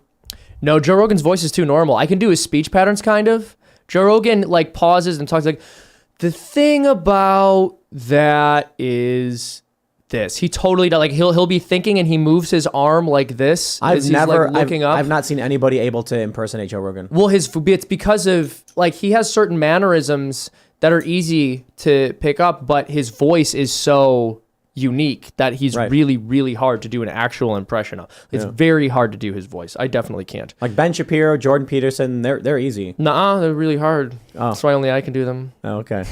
Ben Shapiro does a great Joe Rogan impression. Okay, Don, have you tried DMT again? Honestly, this is absolutely amazing. I saw that the elf people came and took me to another realm. Ben Shapiro impersonating Jordan Peterson impersonating Joe Rogan. It's like if you're not going to embody the archetypal human by taking DMT, you're never going to kill the snake, gang. All right. You gotta watch Tim Dillon's impersonated Joe Rogan. That one's actually It's good. He does it. It's good. Well. Anna P says, what if Tucker goes on CNN? Also, I'm a member of Timcast, but on YouTube it tells me to become a member. Any way to combine it, I use the same email. No, they're two different things. So YouTube membership is something totally different to website membership, and there's no way to combine it. All right. Captain Caveman says, internet killed the primetime news star. It certainly did. What do we got? Publius Valerius says, I support Tucker going to work for CNN and Don working for Fox. Might as well go full 1984 at this point. Corporate media is a joke. Wow. John Curry says, the only thing better than having Tucker on is having Seamus back. Thank you. Better than having Tucker. It makes me feel pretty good. Do you think they're being honest with you? Do you think that's how they feel? Yeah, it is. Why would they? Did they say anything to indicate that was not their honest opinion on it? It's just interesting that you're trusting. You believe them. Yeah, well, I think you should give people the benefit of the doubt. Oh, that's nice of you. Not all of us Very walk through trusting. life like skeptical cynics who doubt everything they see and hear. Mm-hmm. Must be so lonely. I polled the audience a very important question. Oh, boy. Should Seamus give Tim a non-Fauci role? Oh, well, I have, and I did on the last video, and you never sent me your audio. No, that wasn't fair. I gave you the police officer in the last video. Seamus sends I gave me you a document with like no. I hit no. 1 hour. He's like, I need you to voice this police officer. Here, read this. And I'm like, I did it like 3 days ahead of time. I said, Tim, do it. And you said, I was like, you're not here. I don't know what you're asking. And then Seamus does his quick voice memo and he's like, just say this. And I'm like, bro, I said, say it like this. I said, say it like this. You said, I need direction. And I gave you the direction. He wanted me to come and be like, I'm a cop. My name's Seamus. You've done that's actually what that was originally the line in the video. Voice, but yeah. 78% said yes. Seamus. All right. Well, this is why I should do Nancy Pelosi. Was Dominion in charge of the Twitter poll you just or the YouTube poll you just put up? I should voice Nancy Pelosi. Oh, I'm fine with you voicing Nancy Pelosi. All right, we'll get her in a video. I think it'd be very funny. Why aren't you writing for Tim's acting credentials? That's right. the real question. Listen, I actually people on IMDb put Freedom Tunes on my IMDb. I know. You got well. Why wouldn't they? You're one of the voice actors from it. It's why you're notable. I took a picture. I posted it. Yeah, did you? Yeah, it says Dr. Fauci. Oh, I think I saw you. You're like, I finally made it. Yeah, I'm a voice actor. I play Dr. Fauci on Freedom Tunes. Look, I'll be honest. There's millions of views in these videos. It's true. There are literally success. millions of views. I should get an Academy Award or something. Well, I wouldn't go that far. Your performance was okay. Wait, it was serviceable. Can I get in SAG with that now? Absolutely. Yeah. And what's the other one? AFTRA? What's AFTRA for? I don't know. It's the same thing, isn't it? No clue. No, I wouldn't know. Sounds like an insurance company. All right. Chinese Spy Balloon says we should start a GoFundMe for Don Lemon. We could call it Don Lemonade. I love it. I love it when life gives you Don Lemon, right? Look, I already pitched that he's going into academia, but maybe he'll take over some, not very well-known nonprofit and rename it Don Lemonade, and then he'll just give out money. I hope Pat Meadows says I nominate Dan Bongino to take the 8 p.m. slot at Fox. It's like, man, did people not realize that they booted that Dan Bongino was out? He got fired, right? Yeah. They couldn't reach an agreement on their contract. Oh, okay. But maybe now that the 8 p.m. slot is open, Don is ready to come back to the table. Yeah. That could be possible. Maybe. What do we got? G Why'd says, you say so that Tim, like a goblin? How do you feel? How do you Why'd feel you say that like knowing? you're like, What do we have here in my chat? My pretty, how much money are you sending me? So, Tim, how do you feel knowing you now earn this time slot? No, Tucker, no more competition. Ha ha ha ha ha. I actually had people texting me saying like the 8 p.m. time slot is yours, and I'm like, Tucker Carlson was getting 3 million views, He's getting like 10 times the viewership that we were. But I'll take whatever trickles off of his empty slot now. We got a lot more viewers today, so maybe Fox will hire you for that slot, and we'll just broadcast from here. All right. Paul Sikora says, Seamus, who in your opinion is the better theological thinker and writer, or who was more influential in your understanding of the Catholic faith, St. Thomas Aquinas or St. Augustine? Okay, that's a really good question. So I love me some St. Augustine. I really do, but I'm going to have to go with Aquinas. Smart feller, that guy. Yes, extremely intelligent. I don't know enough about either of them, A lot smarter than Luke, for example. Other than who isn't? Aquinas is cited by even secular individuals in terms of philosophy. So Yeah, exactly, and scholarship. I mean, sometimes I'm sure Augustine is as well, but I know that Aquinas lays out the model for what a scholar should be because he writes everything starting like with his opponent's arguments and the best arguments his opponents have, and then laying those out and just decimating all of them. Violent Hour says, Gollum Tim horrifies me. That's very good. That's very good. Same. I was not prepared for that voice. Oh, yeah. That's very good. When are you going to write that into Freedom Tunes? Tim as Gollum. I don't have to. Like, it has to be like, there has to be a moment when a scraggly, it's got to be like a Democrat like Schiff or Kinzinger, and they're trying to get something, and then we just have them be Gollum. You know what I mean? That would make sense, but the thing is, like, I can do a Gollum voice too, so it'd have to be better than mine. I just don't know that that's And it is. possible. I mean, I just don't think so. Seamus is like, oh, you stole it from us. I go, The fat hey, puppets." give me that ring back, boys. That's not Gollum. That's how Gollum sounds. That's not how You Gollum have to have a sounds. Gollum Look at off. this. You have to compete. Stupid fat hobbitses. All right. 100% better. 100% better. I'm sorry. 100%. 100% better. Maybe yeah. like 2% better. That was you know? literally I completely feel like we're better. going to need at least a 15-second monologue from both of you in the Gollum voices. All right. It has to be a monologue. All right, next episode, we're each going to pick a famous monologue from a movie or TV show, and then we have to deliver it as Gollum, and we'll see whose is better. We'll have people vote in the chat. And that's the whole show. It'll just be, we each get 1 hour. But do it in like, make to it like memorize one of the historic great speeches. speeches of history. Yeah, exactly. I'll do Trump's last address after being arrested.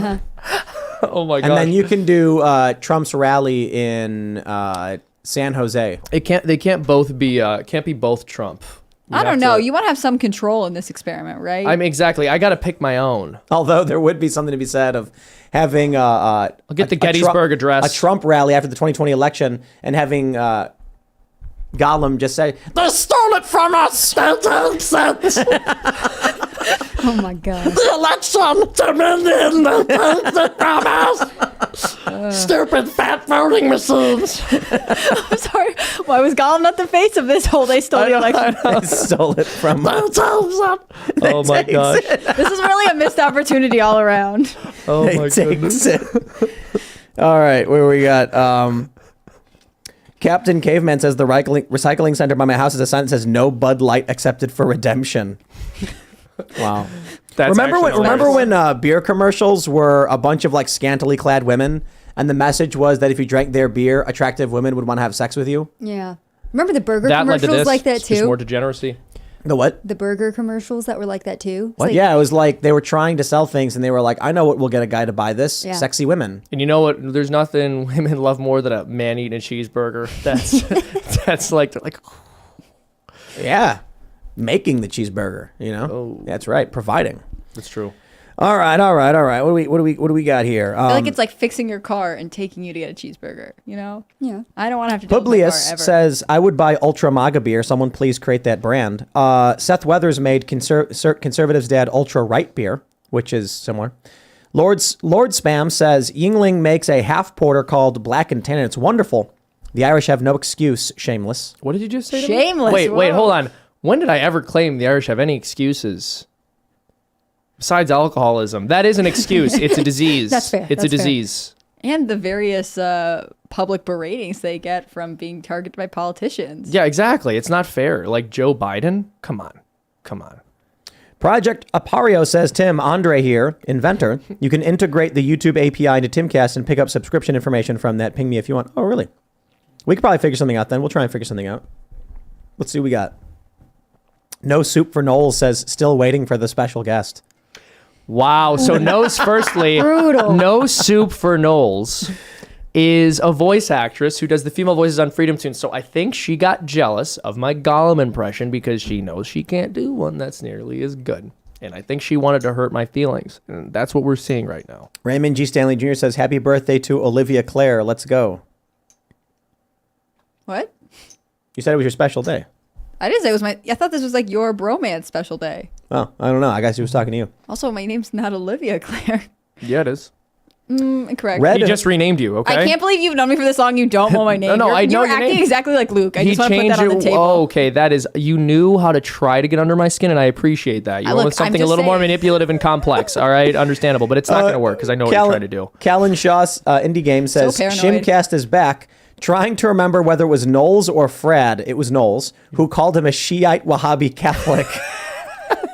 I love his hollow ad. He loves my Hollow ad. Thank you. Yeah, so we just got sponsored by this prayer app called Hollow. And the joke we do, I'm so glad they were okay with this app or this ad. And I'm so glad they liked it. But if you watch our last video, there's one at the end of it. I really recommend you check it out. The last couple videos we did have this Hollow ad, and it's super funny. We had Michael Knowles on, and Ian asked a religious question, and he was like, you really need to ask Seamus that, who is a Shiite Wahhabi Catholic. That's so sweet of him. Thank you, Michael. So sweet of him. What do we got? Trevor Green says, publish the same cartoon twice, one voicing Tim and one voicing Seamus, and see which one gets more views. Oh, mine clearly would. No, it wouldn't. Yeah, because I would just tell my people, everyone to watch mine instead of yours. They would never do it. Yeah, they'd be like, No, they wouldn't. They'd be like, They'd be like- Seamus is They'd watch it and go, shameful. they'd throw this garbage, and then they'd find mine. Ah, thank goodness, a light in the darkness. Yes, is exactly what they'd say. I really think there's only one way to determine this. I feel like you've got to move forward with this plan and competition. It's got to be done. It's two golems. They both looked around nervously. I want that on It's record. Nancy Pelosi and Adam Schiff arguing about Trump, but they're both in the voice of Gollum, acting like Gollum, and Seamus is one and I'm the other. Or you should just do this show regularly Or we'll in your just Gollum do- voices for as long as you can. We'll do we'll literally just do like Joe Biden quotes as Gollum. Poor Hobbitses is just as bright and talented as white Hobbitses. As fat ones. As fat Hobbits.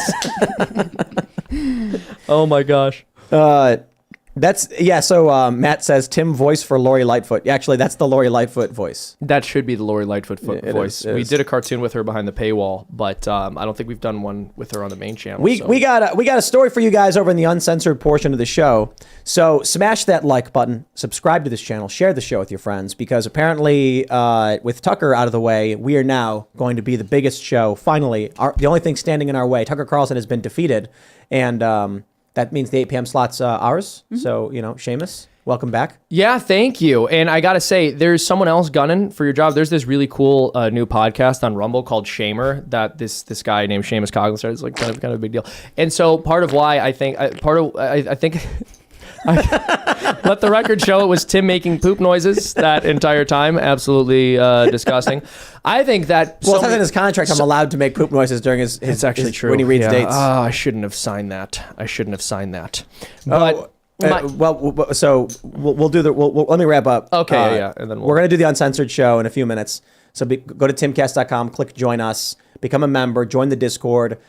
Discord members can call into the show if they've been a member for at least 6 months or sign up for $25. And we got a lot more stuff to talk about. So Savanah, did you want to shout anything out? Yeah, go follow me on YouTube, Sav Says, and Twitter, same exact handle. I'm excited for the After Hours show. It's where I can finally actually speak my mind. So go check it out, guys. I'm excited. Not family friendly. yeah, because she usually keeps her opinions to herself. I really do. I want you all to listen to me very carefully. I have a mission for you. I need you to go over to youtube.com/freedomtunes. It's my cartoon channel where I make animations. I need you guys to subscribe. Every Tuesday and Thursday, we upload a funny cartoon, and we're going to start uploading 3 a week on occasion. Whoa. So, yeah, you guys are going to love it. This guy I'm thinks crazy. he's gonna I'm give a me- madman. give him free labor now. I'm a big old crazy guy over here. And also, someone in the chat said, this guy should have a daily podcast. I appreciate that. I do have a podcast. It's twice a week. It's on Rumble, rumble.com/shamer. And this week, we are broadcasting every single night, 6 p.m. Eastern. Go over there. Check it out. You guys are going to love it. Thank you so much. I'm so glad to be back. This went incredibly well in spite of Tim's best efforts. It was wonderful chatting with you all, and I can't wait to see you, the wonderful audience, on the after show. I'm Hannah Claire Brimlow. I'm a writer for Timcast.com. You should follow at Timcast News on Twitter and Instagram. You can also tweet at our executive editor, Chris Carr, for his various cocktail recipes. If you want to follow me personally, you can follow me on Instagram at hannahclaire.b, and you can follow me on Twitter at HCBrimlow. Thanks so much. And I am Serge.com, free Froggy Fresh. Hope you have a good night. Talk to you guys later. Wait, people are asking, I guess they didn't, rumble.com/shamer. That's, I think they're saying I didn't say that. Hard. No, I'm saying they in the chat, they're like, what's the channel name? I guess I must have forgotten to say it. So follow the show at Timcast IRL on Instagram and Facebook. Follow me personally at Timcast, and we will see you all over at timcast.com on the front page in about 10 minutes.